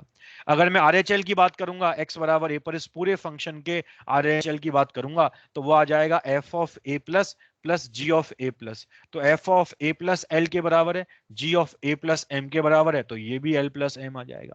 और लास्ट में आएगा एग्जैक्ट वैल्यू फंक्शन का, तो f of a plus g of a, तो कितना आ जाएगा, l प्लस एम, क्योंकि वैल्यू एल है, इसका वैल्यू एम है, तो कितना आ जाएगा, एल प्लस एम आ जाएगा। तो क्या तीनों फंक्शन की ए पर L H L, R H L और वैल्यू बराबर है क्या? आंसर है बिल्कुल बराबर है। इसका मतलब क्या हुआ, ये फंक्शन कैसा आ गया, ये तीनों ये एफ एक्स प्लस जी एक्स क्या आ गया, ये भी एक्स इक्वल टू ए पर कॉन्टिन्यूस फंक्शन बन गया, क्योंकि इस फंक्शन का भी x इक्वल टू ए पर L H L, R H L और वैल्यूज क्या आ रही थी, सेम आ रही थी। तो इसलिए ये भी क्या बन गया, ये भी बन चुका है x इक्वल टू ए पर कॉन्टिन्यूस फंक्शन। समझ पा रहे हैं सभी लोग बातों को, कैसे बोला मैंने? बोलो यार, समझ पा रहे हैं क्या? ये समझ में आया ये वाला नोट यस सर। कैसे लिखा है? ठीक है। हाँ सर। तो अगर दोनों कॉन्टिन्यूस हैं तो मतलब अगर f कॉन्टिन्यूस है मतलब तीनों वैल्यू बराबर आएंगी f की यार। g कॉन्टिन्यूस है तो तीनों वैल्यू g की भी बराबर आएंगी। तो अगर मैं उनके सम फंक्शन की बात करूंगा तो उसका LHL क्या आएगा, दोनों के LHL का सम, तो l प्लस एम आ गया। उसका RHL क्या आएगा, दोनों के RHL का सम, तो वो भी l प्लस एम आ गया। उसकी वैल्यू क्या आ गई, दोनों की वैल्यू का सम, तो वो भी l प्लस एम आ गया। तीनों बराबर हैं, इसका मतलब फंक्शन कैसा है, function x equal to a पर कॉन्टिन्यूस है। ये कहानी हम एफ एक्स माइनस जी एक्स के लिए भी कर सकते हैं, यही कहानी हम f इंटू जी के लिए भी कर सकते हैं, और यही सेम कहानी हम f अपॉन जी के लिए भी कर सकते हैं। क्लियर है? आगे बढ़े, आगे बढ़ जाए क्या? Yes sir. चलिए, तो अब तुम नोट नंबर 2 लिखो। पहले मैं तो क्या था कि दोनों ही फंक्शन कॉन्टिन्यूस थे, ठीक है। अब की बार मैं बोल रहा हूं कि एक कोई कॉन्टिन्यूस है और एक कोई डिसकॉन्टिन्यूस है, ठीक है। एक क्या है, कोई एक तो अपने पास कॉन्टिन्यूस है और दूसरा क्या है, दूसरा जो फंक्शन है वो डिसकॉन्टिन्यूस है। पहले मैं क्या था, दोनों ही कॉन्टिन्यूस थे, अब की बार क्या है, एक कॉन्टिन्यूस और एक डिसकॉन्टिन्यूस, ठीक है। तो क्या होगा वो समझते हैं अपन। तो तुम लिखो, तो उस केस में क्या होगा, देखो, एफ एक्स प्लस जी एक्स और एफ एक्स माइनस जी एक्स, ये तो पक्का आएंगे डिसकॉन्टिन्यूस, ठीक है। ये तो पक्का डिसकॉन्टिन्यूस आएंगे 100%, ठीक है। ये तो निश्चित तौर पर डिसकॉन्टिन्यूस आएंगे, एफ प्लस जी या एफ माइनस जी, ठीक है। लेकिन अगर हम बात करें एफ इंटू जी की, है ना, या फिर हम बात करें एफ अपॉन जी की, मैं जहां भी लिख लूंगा एफ अपॉन जी, वहां मैं मानूंगा कि जी जीरो नहीं है ना, डिवाइड में जीरो नहीं आ रहा, ऐसा मैं वहां मान के चलूंगा, ठीक है। तो इसके बारे में हम बोलेंगे कि ये मे और मे नॉट बी डिसकॉन्टिन्यूस। मे और मे नॉट मतलब जरूरी नहीं है, ये कॉन्टिन्यूस भी हो सकता है और ये डिसकॉन्टिन्यूस भी हो सकता है। यहां पर दोनों पॉसिबिलिटी है कॉन्टिन्यूस और डिसकॉन्टिन्यूस होने की, अगर हम प्रोडक्ट फंक्शन या हम डिवीजन फंक्शन की बात करेंगे तो। अब ऐसा मैं क्यों बोल रहा हूं, समझते हैं इस बात को, ठीक है। तो ये क्या बोल रहा है कि भाई दोनों फंक्शन जो है वो x इक्वल टू ए पर कॉन्टिन्यूस है, ठीक है। जैसे इसने ये बोल दिया, जैसे इसने कहीं पर भी डायरेक्टली या इनडायरेक्टली ये चीज बोल दी कि यार ये फंक्शन है और ये इस पॉइंट पर कॉन्टिन्यूस है, दिमाग में सबसे पहले यही चीज आएगी कि तीनों वैल्यू बराबर हैं, LHL RHL और वैल्यू फंक्शन की तीनों बराबर हैं और वो वैल्यू सारी कैसी हैं, फाइनाइट है, ठीक है। तो इसने हमें क्वेश्चन में दिया है कि f फंक्शन जो है वो x बराबर a पर कॉन्टिन्यूस है, तो f फंक्शन का LHL RHL और वैल्यू तीनों बराबर आएंगे। तो अगर मैंने मान लो, मैंने ऊपर क्या लिया था, मैंने ऊपर n लिया था, तो मैंने LHL को भी L ले लिया, RHL को भी L ले लिया और LHL को भी मैंने L ले लिया, क्योंकि क्वेश्चन में दिया हुआ है कि f फंक्शन a पर कॉन्टिन्यूस है। अब अगर मैं g की बात करूं, g फंक्शन की बात करूं, तो अगर मैंने g का LHL m मान लिया, ठीक है, तो अगर मैं g की तीनों वैल्यूज को सेम नहीं मान सकता। अगर मैं g का LHL RHL और वैल्यू तीनों सेम मान लूं तो फिर तो g भी कॉन्टिन्यूस बन जाएगा, जबकि वहां तो उल्टा लिखा हुआ है। वहां क्या लिखा हुआ है क्वेश्चन में या नोट में, क्या लिखा हुआ है, in note it is mentioned that gx is discontinuous at x equal to a। तो अगर मैंने तीनों वैल्यूज सेम ले ली ना, तो फिर ये फंक्शन कॉन्टिन्यूस ही बन जाएगा यार, जबकि वो मना कर रहा है कि कॉन्टिन्यूस नहीं करना हमें। इसका मतलब हमें कुछ ना कुछ तो डिफरेंट वैल्यू माननी पड़ेगी, कम से कम एक वैल्यू तो हमें डिफरेंट माननी पड़ेगी। बाकी हम चाहें तो हम तीनों को भी डिफरेंट कर सकते हैं बाकी, लेकिन कम से कम हमें एक या दो वैल्यूज, मतलब एक वैल्यू तो कम से कम हमें डिफरेंट लेनी पड़ेगी। तो अगर मैं मान लो, चलो इसको भी मैं m मान लेता हूं, तो मुझे एटलीस्ट ये तो n करना पड़ेगा, डिफरेंट करना पड़ेगा, क्योंकि अगर मैं इसको भी m कर दूंगा ना, तो फिर तो g भी क्या बन जाएगा, g फंक्शन भी उस पॉइंट पर कॉन्टिन्यूअस फंक्शन बन जाएगा, जो कि गलत, जो कि उल्टा है जो हमें सवाल में दिया है उसका, ठीक है। अब हम बात करें f प्लस जी एक्स के बारे में। अगर हम बात करें f प्लस जी के बारे में, तो पहले मैं f प्लस जी की बात कर रहा हूं, तुम चाहो तो f माइनस जी की बात कर लो। जैसी बात मैं f प्लस जी के लिए करूंगा, ऐसी बात मैं f माइनस जी के लिए भी करूंगा। तो अगर मैं f प्लस जी के लिए बात करूं, तो f प्लस जी का LHL क्या आ गया, तो वो l प्लस एम आ गया। RHL क्या आ गया, दोनों के RHL का सम, क्योंकि हम सम ही ले रहे हैं फंक्शन की जगह पर, तो यहां भी l प्लस एम आ जाएगा। और वैल्यू क्या आएगी इस पूरे फंक्शन की x बराबर a पर, तो वो l प्लस एन आ जाएगी। तो क्या ये तीनों वैल्यूज बराबर हैं क्या, तो आंसर है बिल्कुल नहीं है बराबर, ठीक, कभी बराबर हो ही नहीं सकती है तो, क्योंकि तीनों में l तो सेम है ही, चलो, लेकिन m और n तो डिफरेंट होंगे ना यार, और अगर m और n डिफरेंट है तो वैल्यूज अलग अलग हैं। इफ वैल्यूज आर अलग अलग, देन मतलब फंक्शन कैसा है, फंक्शन डेफिनेटली डिसकंटिन्यूअस है, ठीक है। तो ये फंक्शन तो पक्का क्या आएगा, सर्टेनली ये फंक्शन डिसकंटिन्यूअस आएगा, क्योंकि ये तीनों वैल्यू सेम नहीं है, m अलग है और n अलग है। लेकिन देखो दिक्कत क्या है, अगर तो इसलिए हमने बोला था कि f प्लस जी एक्स तो क्या आएगा, ये तो पक्का डिसकंटिन्यूअस आएगा। लेकिन अगर मैं प्रोडक्ट फंक्शन की बात करूं, अगर मैं प्रोडक्ट फंक्शन की बात करूं, अगर मैं f इंटू जी की बात करूं, तो यहां कहानी कुछ अलग ट्विस्ट लेने वाली है, वो देखते हैं कि वो ट्विस्ट क्या है। तो अगर मैं प्रोडक्ट फंक्शन का आरएचएल फाइंड करूं, सॉरी एलएचएल फाइंड करूं, तो वो क्या आएगा, तो वो f of a plus into g of a plus आएगा। F a plus is l, g a plus is m, that this value will be l m. ये आरएचएल क्या आएगा, ये भी एल एम आएगा, और वैल्यू क्या आएगी फंक्शन की, f of a into g of a, value आ जाएगा एल इंटू एन, ठीक है, ये आ जाएगा। अब तुम मुझे बता दो यार, क्या एफ इंटू जी फंक्शन जो है, क्या ये एक्स बराबर ए पर कॉन्टिन्यूस है क्या, बता दो मुझे मुझे कि क्या ये कॉन्टिन्यूस है क्या। तो तुम बोलोगे सर ये भी डिसकंटिन्यूअस है फिर तो, क्योंकि ये वैल्यू भी सेम नहीं है ना, ये वैल्यू भी सेम थोड़ी है, ये भी अलग अलग होंगी यार, L M L M L N अलग अलग है, तो फिर मतलब ये भी डिसकंटिन्यूअस ही होना चाहिए। तो फिर आपने ये क्यों लिखा है कि ये तो कॉन्टिन्यूअस भी बन सकता है, कोई बताएगा मैंने क्यों लिखा है यहाँ पर कि ये कॉन्टिन्यूअस भी बन सकता है, और किसी के पास कुछ आइडिया है तो बताओ मुझे। जबकि हम देख पा रहे हैं क्लियरली वैल्यू तो सारी डिफरेंट ही है, ये एल एम अलग है, एल एम अलग है, एल एन अलग है, तीनों वैल्यू सेम तो नहीं हो सकती। लेकिन फिर भी मैं यहाँ पर मे और मे नॉट का यूज क्यों कर रहा हूँ एफ इंटू जी वाले केस में, कोई बच्चा एक्सप्लेन करना चाहेगा तो करो यार, अगर किसी के पास कुछ आइडिया आ रहा है दिमाग में तो। किसी के पास आइडिया कि मैं ऐसा क्यों बोल रहा हूँ, तो दिख तो रहा है कि सारी वैल्यू अलग अलग है, वो एल एम है ये एल एन है, अलग हो गया तो फिर तो डिसकंटिन्यूअस ही आना चाहिए। तो मैं ये डिसकंटिन्यूअस के लिए मे और मे नॉट का यूज क्यों कर रहा हूँ यहाँ पर, कोई बताओ यार किसी के पास आइडिया है तो। सर आपने वो ग्राफ में बोला था कि बीच में सर्कल, ओपन सर्कल आ जाए। ग्राफ का तो खैर यहाँ क्या ही मतलब है, यहाँ तो हम वैल्यूज पे काम कर रहे हैं ना, वैल्यू ये देख रहे हैं अपन। हाँ, हाँ, ग्राफ का थोड़ी यूज कर रहे हैं कुछ। उसमें भी वैल्यूज मतलब अगर हम ग्राफ ड्रॉ करने जाए हम्म। तब ओपन सर्कल मतलब आ ओपन ओपन ओपन सकता है। सर्कल तो है ही नहीं ना, वो बोल तो रहा है कि वैल्यू एल एन के बराबर है, ओपन सर्कल कब आता है, जब फंक्शन की उस पॉइंट पर वैल्यू नहीं होती कुछ, तो हाँ ओपन हाँ सर्कल हाँ हाँ। वैल्यू तो है ही ना अपने पास सर एल एन का। हाँ बोलो। जो वैल्यू अलग आ रही है उस वो डोमेन में नहीं होगी तो शायद। नहीं, वैल्यू तो डोमेन में, हम मान रहे हैं कि सब कुछ डोमेन में है ना, हम सब कुछ मान रहे हैं यहाँ पर, एवरीथिंग जो भी यहाँ आ रहा है वो सब डोमेन रेंज सब में है, ऐसा कुछ भी नहीं है, ठीक है, उसकी कोई दिक्कत नहीं है। तुम एक चीज थोड़ा सोचो यार, तुम ये बताओ मुझे, हमने तुम्हारा दिमाग जीरो मारा कि में सर ये, हाँ अगर एल जीरो हो गया, ये दिमाग लगाओ ना यार, अगर एल जीरो हो गया तो क्या ये तीनों वैल्यू सेम हो जाएंगी, आंसर है बिल्कुल सेम हो जाएंगी, आंसर है बिल्कुल सेम हो जाएंगी, ठीक है। अगर मान लो एल यहां जीरो हो जाता है, तो ये zero into M zero, zero into M ये भी जीरो, और जीरो इंटू एन जीरो, फिर एम और एन कुछ भी होते रहे, फर्क ही क्या पड़ रहा है अपने को इस बात का, बताओ फर्क ही क्या पड़ रहा है, फर्क कुछ भी नहीं पड़ रहा। और अगर एल जीरो के अलावा कुछ और हो गया, मान लो वन हो गया या टू हो गया या 1.3.33 कुछ भी हो गया, तो ये वैल्यू डिफरेंट आएंगे उस केस में फंक्शन डिसकंटिन्यूअस बन जाएगा। तो सारा खेल किसका है यहाँ पर, सारा जो डिसाइडिंग फैक्टर है वो एल है, यहाँ पर एल डिसाइड करेगा कि जो प्रोडक्ट है वो कॉन्टिन्यूस है या डिसकंटिन्यूस है, ठीक है। तो एल डिसाइड कैसे करेगा, तो यहाँ ये तो पक्का डिसकंटिन्यूस था, ये तो हमने बोल दिया, क्योंकि ये तो देखो यहाँ तो एडिशन हो रहा है यार, एडिशन में तो कोई मतलब ही नहीं है, अगर एल जीरो भी हो जाएगा तब भी कोई दिक्कत नहीं है, क्योंकि तब ये एम एम एन तब ऐसे बन जाएंगे, तब भी अलग अलग आएंगे।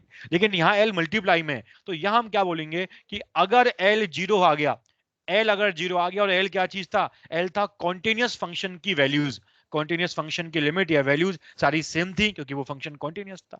तो अगर जो एल है वो जीरो हो गया, तो प्रोडक्ट फंक्शन क्या बन जाएगा, देन ये जो प्रोडक्ट फंक्शन है, जो डिवीजन फंक्शन है, देन ये जो फंक्शन है एफ एक्स इंटू जी एक्स या एफ एक्स अपॉन जी एक्स, ये क्या बन जाएगा, ये बन जाएगा डिसकॉन्टिन्यूस। तो ये सॉरी ये बन जाएगा कॉन्टिन्यूस, सॉरी कॉन्टिन्यूस बन जाएगा, क्योंकि क्योंकि अगर एल जीरो हो गया तो सारी वैल्यू जीरो आ जाएंगी, इफ सारी values are same then function will be continuous, ठीक है। और अगर ये एल नॉन जीरो हो गया, यानी कि जो कॉन्टिन्यूस फंक्शन की लिमिट आई, अगर वो नॉन जीरो हो गई, तो फिर ये एम और एन कुछ भी होते रहें, मतलब तो फिर ये कुछ भी हो जाए, पक्का कभी भी सेम नहीं आएंगे, और सेम नहीं आएंगे तो फंक्शन क्या होगा, फंक्शन डेफिनेटली डिसकंटिन्यूअस बन जाएगा, फंक्शन डेफिनेटली क्या बन जाएगा, डिसकंटिन्यूअस बन जाएगा। तो सारा खेल किसका है, सारा खेल इस एल का है कि ये एल हमें कैसी वैल्यू दे रहा है। अगर एल जीरो है तो सारी वैल्यू जीरो बन जाएंगी, फंक्शन विल बी कॉन्टिन्यूअस, और अगर एल नॉन जीरो है तो फंक्शन विल बी डिसकंटिन्यूअस। सब लोग बातों को फील कर पा रहे हैं क्या, यहां तक सब लोग फील कर पा रहे हैं क्या। यस हाँ सर। सर। तो अब तुम एक चीज यहां पर याद रखो, कि अगर तुम्हारे पास दो फंक्शन है, एक फंक्शन कॉन्टिन्यूस है और एक फंक्शन डिसकॉन्टिन्यूस है, तो उनका सम या डिफरेंस तो डेफिनेटली डिसकॉन्टिन्यूस आएगा, चाहे कुछ भी हो रहा हो, कुछ भी हो रहा हो, सम डिफरेंस तो 100% डिसकॉन्टिन्यूस आएगा उस स्पेसिफिक पॉइंट पर। लेकिन अगर हम प्रोडक्ट या डिवीजन की बात करें तो उसके लिए हम क्या बोलेंगे, वो डिपेंड करेगा यार जो कॉन्टिन्यूस फंक्शन है उन दोनों में से, उसकी उस ए पर वैल्यू कैसी है। जैसे हम एफ एक्स इंटू जी एक्स की बात कर रहे हैं, हमने एफ को यहाँ पे कॉन्टिन्यूस लिया था, तो हम देखेंगे कि उस एफ फंक्शन की ए पर वैल्यू कैसी है। अगर उसकी वैल्यू जीरो आ गई उस पॉइंट पर, तो प्रोडक्ट फंक्शन कॉन्टिन्यूस बन जाएगा, और अगर उसकी वैल्यू जीरो नहीं आई, उस कॉन्टिन्यूस फंक्शन की वैल्यू ए पर जीरो नहीं आई, तो प्रोडक्ट फंक्शन क्या बन जाएगा, डिसकॉन्टिन्यूस बन जाएगा। क्लियर है बात सबको? आगे बढ़े यहां इसके बाद आगे बढ़े क्या? हाँ सर। इसको तुम याद रखना यार, ये सबसे इंपॉर्टेंट पॉइंट है इन सारे नोट्स के अंदर। मैक्सिमम क्वेश्चन जब आते हैं वो इसी के ऊपर आते हैं कि प्रोडक्ट फंक्शन का क्या होगा। तो जब भी तुम दो फंक्शंस को डील कर रहे हो, एक फंक्शन उस पॉइंट पे कॉन्टिन्यूस है और एक फंक्शन उस पॉइंट पे डिसकॉन्टिन्यूस है, तो प्रोडक्ट कुछ भी आ सकता है, कुछ भी आ सकता है, depending upon the value of continuous function at the given point. अगर वो वैल्यू जीरो है तो प्रोडक्ट होगा कॉन्टिन्यूस, और अगर वैल्यू नॉन जीरो है तो प्रोडक्ट होगा डिसकॉन्टिन्यूस। ठीक है, चलो आगे बढ़ते हैं इसके बाद।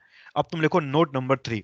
नोट 1 में हमने क्या किया, दोनों फंक्शन लिए कॉन्टिन्यूस। नोट 2 में क्या किया, एक कॉन्टिन्यूस एक डिसकॉन्टिन्यूस। अब क्या करेंगे, अब लेंगे दोनों को डिसकॉन्टिन्यूस। ठीक है, तो अब अगर हमारे पास दो फंक्शन है और दोनों ही क्या है, दोनों ही डिसकॉन्टिन्यूस है। ठीक है, दोनों ही कैसे हैं, दोनों ही डिसकॉन्टिन्यूस हैं किसी specific point x is equal to a पर।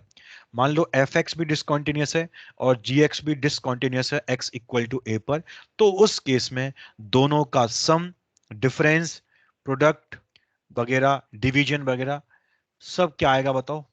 तुम बताओ क्या आएगा, तुम बताओ क्या आएगा? डिसकंटिन्यूस। ठीक है, will be continuous, will be, चाहे तुम लिखो मे बी कॉन्टिन्यूस और डिसकॉन्टिन्यूस। तो वो कुछ भी आ सकता है, कुछ नहीं बोल सकते अपन बिना फंक्शंस को देखे। ठीक है, मतलब यहां तो कुछ भी हो सकता है, वहां तो क्या था कि प्रोडक्ट में कुछ भी होगा, यहाँ तो कहीं भी कुछ भी हो सकता है। यहाँ तो सम फंक्शन जो है ना वो भी कॉन्टिन्यूस आ सकता है। कैसे, अभी बात करेंगे इसके बारे में। ठीक है, अब ये बोल रहा है कि दोनों फंक्शन डिसकॉन्टिन्यूस हैं, तो सम, प्रोडक्ट, मल्टीप्लाई, डिवीजन वगैरह वगैरह जो कुछ भी है, सारे क्या आ सकते हैं, सारे हमारे यहाँ पर डिसकॉन्टिन्यूस आ सकते हैं। हम डायरेक्टली कुछ नहीं बोल सकते। ठीक है, हमें मतलब थोड़ा चेक करना पड़ेगा। चलो समझते हैं ऐसा क्यों बोलना चाह रहा है ये। ठीक, तो तुम देखो इसको, तुम्हारे पास दो फंक्शन है एफ और एक तुम्हारे पास जी फंक्शन है। सवाल बोल रहा है कि दोनों डिसकॉन्टिन्यूस है ना, सवाल बोल रहा है कि दोनों क्या है, डिसकॉन्टिन्यूस है किसी पॉइंट ए पर। अगर दोनों डिसकॉन्टिन्यूस है मतलब दोनों के एलएचएल आरएचएल वैल्यू सारे बराबर नहीं आएंगे दोनों फंक्शंस के लिए। ठीक है, जैसे मान लो मैंने एफ फंक्शन का एलएचएल 3 मान लिया, अभी मैं ऐसे वैल्यू मान के दिखा रहा हूं तुमको। मैं अभी तुमको एफ प्लस जी को दिखाऊंगा कि एफ प्लस जी कैसा आएगा। ठीक है, मान लो मैंने एफ फंक्शन का एलएचएल 3 मान लिया, एफ का आरएचएल मैंने मान लो 4 मान लिया, और मैंने वैल्यू मान लो उसकी 5 मान लिया। फिर तुम आरएचएल को 5 मान लो, तुम वैल्यू को 4 मान लो, मुझे कुछ भी करके इसको बस डिसकॉन्टिन्यूस करना है। तो डिसकॉन्टिन्यूस है ये, डिसकॉन्टिन्यूस कब बनेगा, जब तीनों वैल्यू सेम नहीं आएंगी। ठीक है, बहुत तरीके हैं डिसकॉन्टिन्यूस करने के, एक तरीका ये भी हो गया कि सारी वैल्यू डिफरेंट है तो डिसकॉन्टिन्यूस है पक्का। ठीक है, चलो ठीक है, अच्छी बात है। चलो ठीक है, अब मैंने क्या किया यार, अब मैंने क्या किया देखो, अब मैंने यहां पर ये वाला काम कर दिया। ठीक है, जी फंक्शन की मैं बात करूं तो मान लो मैंने जी फंक्शन का एलएचएल 5 मान लिया। मान लो मेरे पास जी फंक्शन कुछ इस प्रकार का सेट हो गया कि उसका ए पर एलएचएल 5 आ रहा है, आरएचएल 3 आ रहा है, और वैल्यू मान लो वही 4 ही आ रही है उसकी भी। ठीक है, डिफरेंट कहानी हो गई हल्की सी उसके लिए। ठीक है, आरएचएल जो है वो 3 रह गया, एलएचएल 5 आ गया, और वैल्यू 4 आ गई, ऐसा फंक्शन हो गया। ठीक है, देखो एलएचएल मतलब एफ फंक्शन की भी सारी वैल्यू अलग अलग है, जी फंक्शन की भी सारी वैल्यू अलग अलग है, दोनों पक्का डिसकॉन्टिन्यूस है। लेकिन अब अगर मैं सम की बात करूं, तो अगर मैं सम फंक्शन का एलएचएल फाइंड करूं, बताओ कितना आएगा वो, तो वो आ जाएगा यार 3 प्लस 5 8, 5 प्लस 3 8, 4 प्लस 4 8। क्या हुआ बताओ कहानी में, बताओ क्या टर्न आ गया, कहानी में ये टर्न आ गया कि सम फंक्शन कॉन्टिन्यूस बन गया।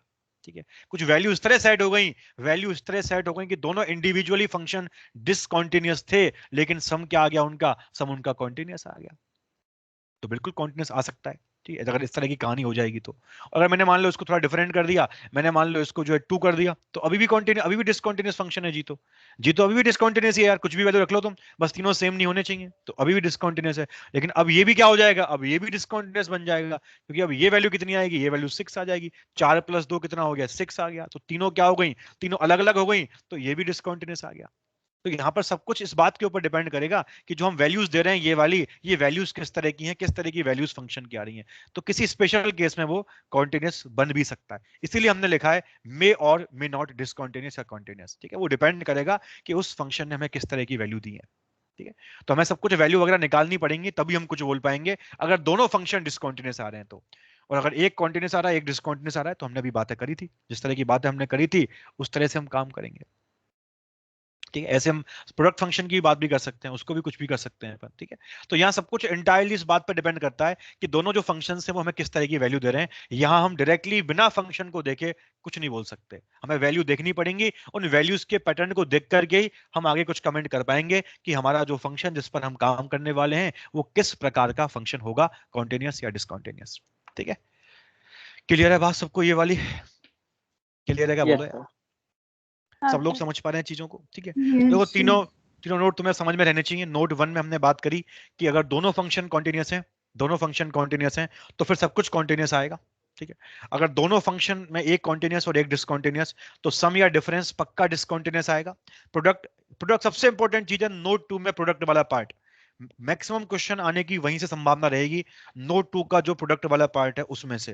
ठीक है, जो हमने ये डिस्कस किया, ये एलएम वाला पार्ट, संभावना यहीं से होती है क्वेश्चंस के आने की। ठीक है, एक फंक्शन कॉन्टिन्यूस एक फंक्शन डिसकॉन्टिन्यूस, तो प्रोडक्ट कॉन्टिन्यूस डिसकॉन्टिन्यूस कुछ भी आ सकता है depending upon the value of continuous function. अगर वैल्यू 0 है तो कॉन्टिन्यूस, और अगर वैल्यू नॉन 0 है तो डिसकॉन्टिन्यूस। रही बात दोनों फंक्शन डिसकॉन्टिन्यूस है तो फिर कोई भी कुछ भी आ सकता है, फिर हमें वैल्यूज निकालनी पड़ेंगी और वैल्यूज को देख करके ही हम आगे कुछ कमेंट कर पाएंगे। ठीक है, क्लियर बात सबको? यहां तक आगे बढ़ जाएं, आगे बढ़ जाएं क्या? हाँ सर। अच्छा, ये नोट 4 और लिख लो तुम, है ना। अब हम थोड़ा कंपोजिट फंक्शन की भी बात कर लेते हैं, कंपोजिट फंक्शंस के बारे में। ठीक है, जैसे मान लो तुम्हारे पास दो फंक्शन है एफ और जी। पहला केस, अगर दोनों कॉन्टिन्यूस है, ठीक है, दोनों फंक्शन क्या कॉन्टिन्यूस है, एफ और जी, तो जो अपना कंपोजिट फंक्शन आएगा एफ ऑफ जी एक्स बोल दो या जी ऑफ एफ एक्स बोल दो, ये भी पक्का कॉन्टिन्यूस ही आएगा। ठीक है, ये भी क्या आएगा, पक्का कॉन्टिन्यूस ही आएगा अगर दोनों फंक्शन कॉन्टिन्यूस है तो। ठीक है, जिस तरह से मैंने अभी यहाँ पे काम किया है तो मैं ऐसा इसके लिए भी काम कर सकता हूँ, तो मैं ऐसे ही इसके लिए भी वैल्यू रख रख के देख सकते हो, ये भी पक्का कॉन्टिन्यूस ही आएगा। ठीक है, अगर दोनों कॉन्टिन्यूस है तो। ठीक है, एक कॉन्टिन्यूस है और एक डिसकॉन्टिन्यूस है, कोई भी एक कॉन्टिन्यूस कोई भी एक डिसकॉन्टिन्यूस, या दोनों ही डिसकॉन्टिन्यूस। ठीक है, या दोनों ही डिसकॉन्टिन्यूस, तो बताओ क्या आंसर आएगा इसका? तो इसका आंसर है हम कुछ नहीं बोल सकते। ठीक है, हम दोनों ही केसेस में यहाँ कुछ भी कमेंट नहीं कर सकते।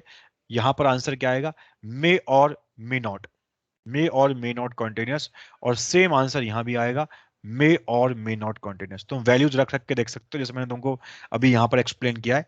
तो ये होती है कंपोजिट फंक्शन की कहानी। अगर दोनों कॉन्टिन्यूस हैं तो कंपोजिशन भी कॉन्टिन्यूस ही आएगा डेफिनेटली। अगर एक डिसकॉन्टिन्यूस हो गया या दोनों डिसकॉन्टिन्यूस हो गए तो हम डायरेक्टली कुछ नहीं बोल सकते, हमें चेक करना पड़ेगा, और चेक करने के बाद ही हम कुछ कमेंट कर पाएंगे। क्लियर है बात सबको यहां तक?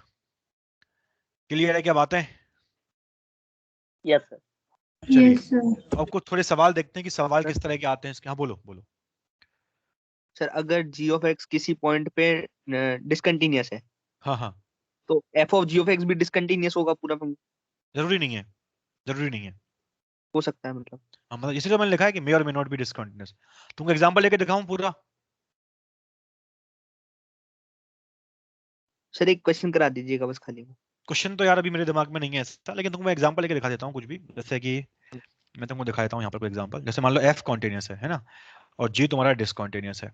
जैसे मान लो एफ फंक्शन तुम्हारा कॉन्टिन्यूअस है, मान लो मेरे पास सवाल आ गया एफ ऑफ जी एक्स के लिए। ठीक है, और जी फंक्शन यहाँ पे डिसकंटिन्यूअस है और एफ फंक्शन यहाँ पे कॉन्टिन्यूअस है। ठीक है, तो जैसे मान लो तुम्हें दे रखा है उसने कि हम मान लो किसी x इक्वल टू 3 पे काम कर रहे हैं अपन। ठीक है, किसी x इक्वल टू 3 पे हम काम कर रहे हैं, तो पहले तो जो भी x लेंगे हम वो g के अंदर जाएगा, है ना। और g हमें दे रखा है कि वो डिसकंटिन्यूअस है 3 पर। ठीक है, तो G3 प्लस G3 माइनस और G3 में से एक ना एक तो डिफरेंट होगा ही होगा कम से कम, क्योंकि हमें बताया गया कि जी फंक्शन तो उस पॉइंट पे डिसकंटिन्यूअस है। ठीक है, तो मान लो मैंने ये वाली वैल्यू 5 मान ली, ये वाली मैंने मान लो वैल्यू 5 मान ली, तो फिर ये 5 नहीं हो सकती क्योंकि हमें जी को उस एक्स पर डिसकंटिन्यूअस करना है। ठीक है, तो मैंने मान लो उसको 4 ले लिया। ठीक है, चलो अब हमारे पास क्या आया, अब हमारे पास जो एफ फंक्शन है मान लो वो इस टाइप का हो गया, F x is equal to, मान लो ऐसा हो गया अपने पास एफ एक्स फंक्शन कि F x is equal to x minus 5 into X minus 4, ये मैंने एफ एक्स फंक्शन ले लिया। ठीक है, ये मैंने मान लो क्या ले लिया, एफ एक्स फंक्शन ले लिया। अब ये तो हर जगह कॉन्टिन्यूस है क्योंकि ये तो क्वाड्रेटिक फंक्शन है, क्वाड्रेटिक। और अपन जानते हैं, हमने अभी बात करी थी कि जो पॉलिनोमियल फंक्शन आएंगे वो क्या आएंगे, वो कॉन्टिन्यूस आएंगे हर जगह पर। ठीक है, तो मेरे पास मान लो एफ फंक्शन तो ये दे रखा है और मुझे जी फंक्शन की वैल्यूज का सेट दे रखा है। ठीक है, अब मैं स्टार्ट करता हूँ। सवाल आ गया कि बताओ F of G X function का बिहेवियर कैसा है एक्स इक्वल टू 3 पर। ठीक है, तो जी फंक्शन तो डिसकॉन्टिन्यूस है और एफ फंक्शन कॉन्टिन्यूस है हर जगह पर। ठीक है, तो मैं मान लो x बराबर 3 से स्टार्ट कर रहा हूँ, तो पहले जो भी x लूंगा मैं वो g के अंदर जाएगा। ठीक है, तो मान लो मैंने RHL की बात करी, सबसे पहले RHL की बात करी, तो RHL में मैं क्या लूंगा, f of g of 3 plus लूंगा। ठीक है, क्योंकि मैं 3 से जस्ट बड़ा एलिमेंट लूंगा RHL के लिए, यही वाली बात होगी यार। ठीक है, तो अब मैंने g ऑफ 3 प्लस ले लिया, तो बताओ कितनी वैल्यू आएगी वो, तो वो 5 आएगी यार। ठीक है, तो f के अंदर कितना आ गया, 5 आ गया। अब f के अंदर 5 अगर जाएगा तो एफ एक्स फंक्शन तो ये रहा हमारे पास। बताओ तुम्हें कितनी वैल्यू देगा ये, किसके किसकी तरफ जाएगा ये, किसको अप्रोच 0। करेगा, तो 5 माइनस 5 इंटू ये, तो ये 0 को अप्रोच करेगा। ठीक है, तो x बराबर 3 पर इस फंक्शन का जो RHL है वो 0 आ गया। ठीक है, अब अगर हम x बराबर 3 पर बात करें, एग्जैक्ट 3 पर की वैल्यू क्या आएगी, तो वो आ जाएगा f of g of 3। g of 3 कितना दिया हुआ है सवाल में, g ऑफ 3 हमें 4 दिया गया है, तो कितना आ गया f के अंदर, f के अंदर 4 आ गया। ये fx रहा, हमें f ऑफ 4 निकालना है, तो x को हम 4 रख देंगे। अगर हमने 4 रखा x को, तो बताओ ये वैल्यू क्या हो जाएगी, अब की बार ये वैल्यू 0 हो जाएगी, तो ये भी कितना आ गया, तो ये भी 0 आ गया। तो x इक्वल टू 3 पर एग्जैक्ट वैल्यू भी 0 आ गई। और अगर हम x इक्वल टू 3 माइनस की बात करें, तो उस केस में क्या आएगा, f of g of 3 minus आएगा।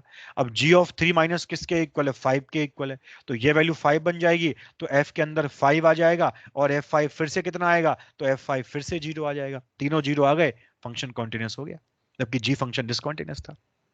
तो डिपेंड करता है यार वो किस तरह से सवाल सेट कर रहा है, इसलिए हमने लिखा है कि कुछ भी हो सकता है वो। जैसे अगर मान लो मैं तुमको ये फंक्शन बजाय x minus 5 into X minus 4 के, तो मैं मान लो मैं फंक्शन ये x माइनस 3 कर देता, तो अपना आंसर अलग आता, तब ये फंक्शन डिसकॉन्टिन्यूस बन जाता। तब ये जो f ऑफ jx है वो क्या बन जाता, तब बन जाता डिसकॉन्टिन्यूस, क्योंकि तब वैल्यू सारी सेम नहीं आती उस केस में। तो वो तो हमारे ऊपर डिपेंड करता है कि वो हम किस तरह से चीजों को लेके चल रहे हैं, क्वेश्चन हमें किस तरह का दिया हुआ है, दोनों आंसर आ सकते हैं। ठीक है, समझ में आ रहा है हाँ बात, सर। ये वाला फील हुआ कुछ, चलिए ठीक है, तो आगे बढ़ते हैं इसके बाद, है ना। सबको समझ में आया किस तरह से देखना है कंपोजिट फंक्शन को, ये वाला एग्जांपल सबको फील हुआ, ये वाला एग्जांपल। हाँ सर। चलिए, तो अब कुछ एक दो क्वेश्चन कर लेते हैं बेसिक से, फिर अभी क्लास का टाइम हो चुका है। किसी को डाउट है कुछ और तो पूछो। नहीं। चलिए ठीक है, तो एक दो बेसिक क्वेश्चन देख लेते हैं कि जो हमने ये नोट वगैरह पढ़े हैं इनका यूज कैसे करते हैं सवालों के अंदर। तो तुम क्वेश्चन लिख लो, क्वेश्चन नंबर 1, एफ एक्स तुम्हारे पास आ गया sine x into signum x, मान लो ये फंक्शन आ गया तुम्हारे पास। ठीक है, क्वेश्चन आ गया, तुम्हें डिस्कस करना है इसका कॉन्टिन्यूटी। ठीक है, discuss the continuity of this function, discuss the continuity. F x तुम्हारे पास है sine x into signum x, और तुम्हें डिस्कस करना है इस फंक्शन का कॉन्टिन्यूटी। ठीक है, मतलब डिस्कस करना है मतलब हमें पूरे आर पे बात करना है और हमें बताना है कि पूरे आर में ये जो फंक्शन है ये कहां पर कॉन्टिन्यूस है और कहां पर डिसकॉन्टिन्यूस है, पूरे आर पर बात करनी, क्योंकि इसका डोमेन भी आर है साइन एक्स का, और सिग्नम का डोमेन भी आर ही होता है। ठीक है, तो पूरे आर पे हमें दिखाना है कि पूरे आर में ये कहां कहां पर कॉन्टिन्यूस और कहां कहां पर डिसकॉन्टिन्यूस है। ठीक है, चलो, तो मैं पहले बात करूंगा साइन एक्स फंक्शन के बारे में। बताओ ये कहां पर कॉन्टिन्यूस है, तो अपन जानते हैं यार ये कॉन्टिन्यूस है for x belongs to r। पूरे r में क्या है, पूरे r में फंक्शन कॉन्टिन्यूस है। हमने अभी बात करी थी, जो मैंने तुमको नोट लिखवाया था उसमें मैंने तुमको दिखाया था कि साइन एक्स हो गया, कॉस एक्स हो गया, ई रेज टू एक्स वगैरह, इनके ग्राफ में कभी कोई ब्रेक नहीं आता। तो ये कैसे फंक्शन है, ये x बिलोंग्स टू r के लिए कॉन्टिन्यूस फंक्शन है। अगर हम सिग्नम फंक्शन की बात करें, सिग्नम ऑफ x के बारे में, बताओ ये कैसा है, तो हमने अभी बात करी थी, इसको दिक्कत सिर्फ 0 पर आती है, क्योंकि 0 पर इसका ग्राफ ब्रेक होता है, तो 0 पर इसको दिक्कत है, बाकी और कहीं कोई दिक्कत नहीं है। ठीक है, तो इसके लिए मैं क्या बोलता हूं कि ये फंक्शन कॉन्टिन्यूस है for x belongs to r minus 0, 0 के अलावा कोई दिक्कत नहीं है, 0 के अलावा ग्राफ में कभी कोई ब्रेक नहीं आएगा। तो सिर्फ डिसकॉन्टिन्यूस कहां पर है, डिसकॉन्टिन्यूस है सिर्फ x इज इक्वल टू 0 पर। डिसकॉन्टिन्यूस कहां पर है, सिर्फ x इज इक्वल टू 0 पर है। तो क्वेश्चन को स्टार्ट करते हैं। ठीक है, तो मैंने क्या किया, देखो इस क्वेश्चन को दो पार्ट में ब्रेक कर दिया। ठीक है, मैंने पहला केस ले लिया जब मैं उन x पे काम कर रहा हूं जहां किसी भी फंक्शन को कोई दिक्कत नहीं है। ठीक है, जहां किसी भी फंक्शन को, दोनों फंक्शंस में से किसी को भी कोई दिक्कत नहीं है। देखो साइन को भी दिक्कत नहीं है, साइन को तो कहीं भी कोई दिक्कत नहीं है, साइन तो हर जगह कॉन्टिन्यूस है। दिक्कत का मतलब मेरे वर्ड्स में दिक्कत का मतलब क्या है, डिसकॉन्टिन्यूटी से मतलब है दिक्कत का। ठीक है, तो यहां पर r माइनस 0 पर साइन एक्स कॉन्टिन्यूस है, क्योंकि साइन को कहीं किसी प्रकार की कोई दिक्कत नहीं है। और हम सिग्नम फंक्शन की बात करें, इसको भी इन एक्स पे तो कोई दिक्कत नहीं है, इसको दिक्कत 0 पर है, वो मैंने अभी लिया नहीं, ठीक है। तो हमने क्या पढ़ा था नोट नंबर 1 के अंदर, अभी जो हमने बात करी है कि अगर जिन एक्स पर दोनों फंक्शन कॉन्टिन्यूअस होते हैं, जिन एक्स पर दोनों फंक्शन कॉन्टिन्यूअस होते हैं, उन एक्स पर सम, प्रोडक्ट, मल्टीप्लाई, डिवीजन वगैरह जो भी होता है वो भी क्या होता है, वो भी कॉन्टिन्यूअस ही होता है। तो इन सभी एक्स पर क्या हो रहा है, इन सभी एक्स पर साइन फंक्शन भी कॉन्टिन्यूअस है and signum is also continuous. तो हम क्या बोल सकते हैं, इन एक्स पर ये जो प्रोडक्ट फंक्शन है ये भी क्या आएगा, ये भी डेफिनेटली कॉन्टिन्यूअस आएगा। तो हम क्या बोलेंगे, एफ एक्स कैसा फंक्शन है, एफ एक्स पक्का निश्चित तौर पर कॉन्टिन्यूअस फंक्शन है, क्योंकि दोनों फंक्शन क्या इंडिविजुअली कॉन्टिन्यूअस फंक्शन है। क्लियर है बात सबको, ये वाली क्लियर है बात? यस हाँ सर। अब सेकंड केस में हम क्या करेंगे, उस पॉइंट की बात अलग से कर लेंगे जिस पर दिक्कत होगी, जहां पर कोई भी फंक्शन क्या होगा, कोई भी एक फंक्शन डिसकंटिन्यूअस होगा, उस पॉइंट की बात हम अलग से कर लेते हैं। तो मैं अलग से बात कर रहा हूं अभी x इज इक्वल टू 0 की। तुम बताओ x इक्वल टू 0 पर क्या कहानी है। तो अगर हम x इक्वल टू 0 की बात करें तो देखो एक फंक्शन कौन सा है, साइन x है, ये तो कॉन्टिन्यूअस है क्योंकि ये तो हर जगह कॉन्टिन्यूअस होता है, इसको तो कोई दिक्कत ही नहीं है, ठीक है। और जो दूसरा फंक्शन है सिग्नम x, ये है डिसकंटिन्यूअस, ठीक है। तो अब क्या हुआ, एक फंक्शन कॉन्टिन्यूअस आ गया उस पॉइंट पर और एक फंक्शन आ गया डिसकंटिन्यूअस, तो दिक्कत आ गई फिर। तो अब दिमाग में वो रूल आने चाहिए यार, ठीक है। अब हम क्या बोलेंगे, एक कॉन्टिन्यूअस और एक डिसकंटिन्यूअस, तो हमने क्या कहा था प्रोडक्ट के बारे में, क्योंकि प्रोडक्ट हो रहा है यहाँ पर, दोनों फंक्शंस को मल्टीप्लाई कर रहे हैं साइन और सिग्नम को। तो हमने क्या कहा था कि अगर एक कॉन्टिन्यूअस हो और एक डिसकंटिन्यूअस हो, एक कॉन्टिन्यूअस हो और एक डिसकंटिन्यूअस हो, तो प्रोडक्ट फंक्शन जो है वो कुछ भी आ सकता है, वो कुछ भी आ सकता है, वो कॉन्टिन्यूअस भी आ सकता है और वो डिसकंटिन्यूअस भी आ सकता है। वो डिपेंड किस पे करेगा, डिपेंड करेगा एल के ऊपर, एल के ऊपर। एल मतलब उस पॉइंट पर कॉन्टिन्यूअस फंक्शन की वैल्यू क्या है, उस पॉइंट पर कॉन्टिन्यूअस फंक्शन की वैल्यू क्या है। तो ये x इक्वल टू 0 है और इस पॉइंट पर जो कॉन्टिन्यूअस फंक्शन लिया है वो sin x लिया है। तुम बताओ मुझे वैल्यू क्या है sin x फंक्शन का इस पॉइंट पर। तो हम वैल्यू फाइंड करेंगे इस फंक्शन का इस पॉइंट पर, पॉइंट है x इक्वल टू 0, तुम डाल दो x को 0, बताओ कितनी वैल्यू आ गई, sin 0 आ गई, 0 आ गई। यानी कि अगर इस पॉइंट पर कॉन्टिन्यूअस फंक्शन की वैल्यू 0 है तो जो इनका प्रोडक्ट फंक्शन आएगा वो भी क्या होगा, वो भी पक्का कॉन्टिन्यूअस ही बनेगा। अगर ये वैल्यू 0 की जगह कुछ भी और आ जाती तो ये प्रोडक्ट फंक्शन क्या बनता, वो इस पॉइंट पर बन जाता डिसकंटिन्यूअस। लेकिन यहां तो प्रोडक्ट की वैल्यू 0 आ रही है, तो इसका मतलब 0 पर भी क्या है, 0 पर भी ये फंक्शन कॉन्टिन्यूअस है। तो एक 0 पर ही दिक्कत थी, वहां पर भी क्या आ गया, वहां पर भी एफ एक्स आ गया कॉन्टिन्यूअस। इसका मतलब this function is continuous for every value of X for X belongs to R. तो आंसर आ गया हमारा, this function is continuous for X belongs to are.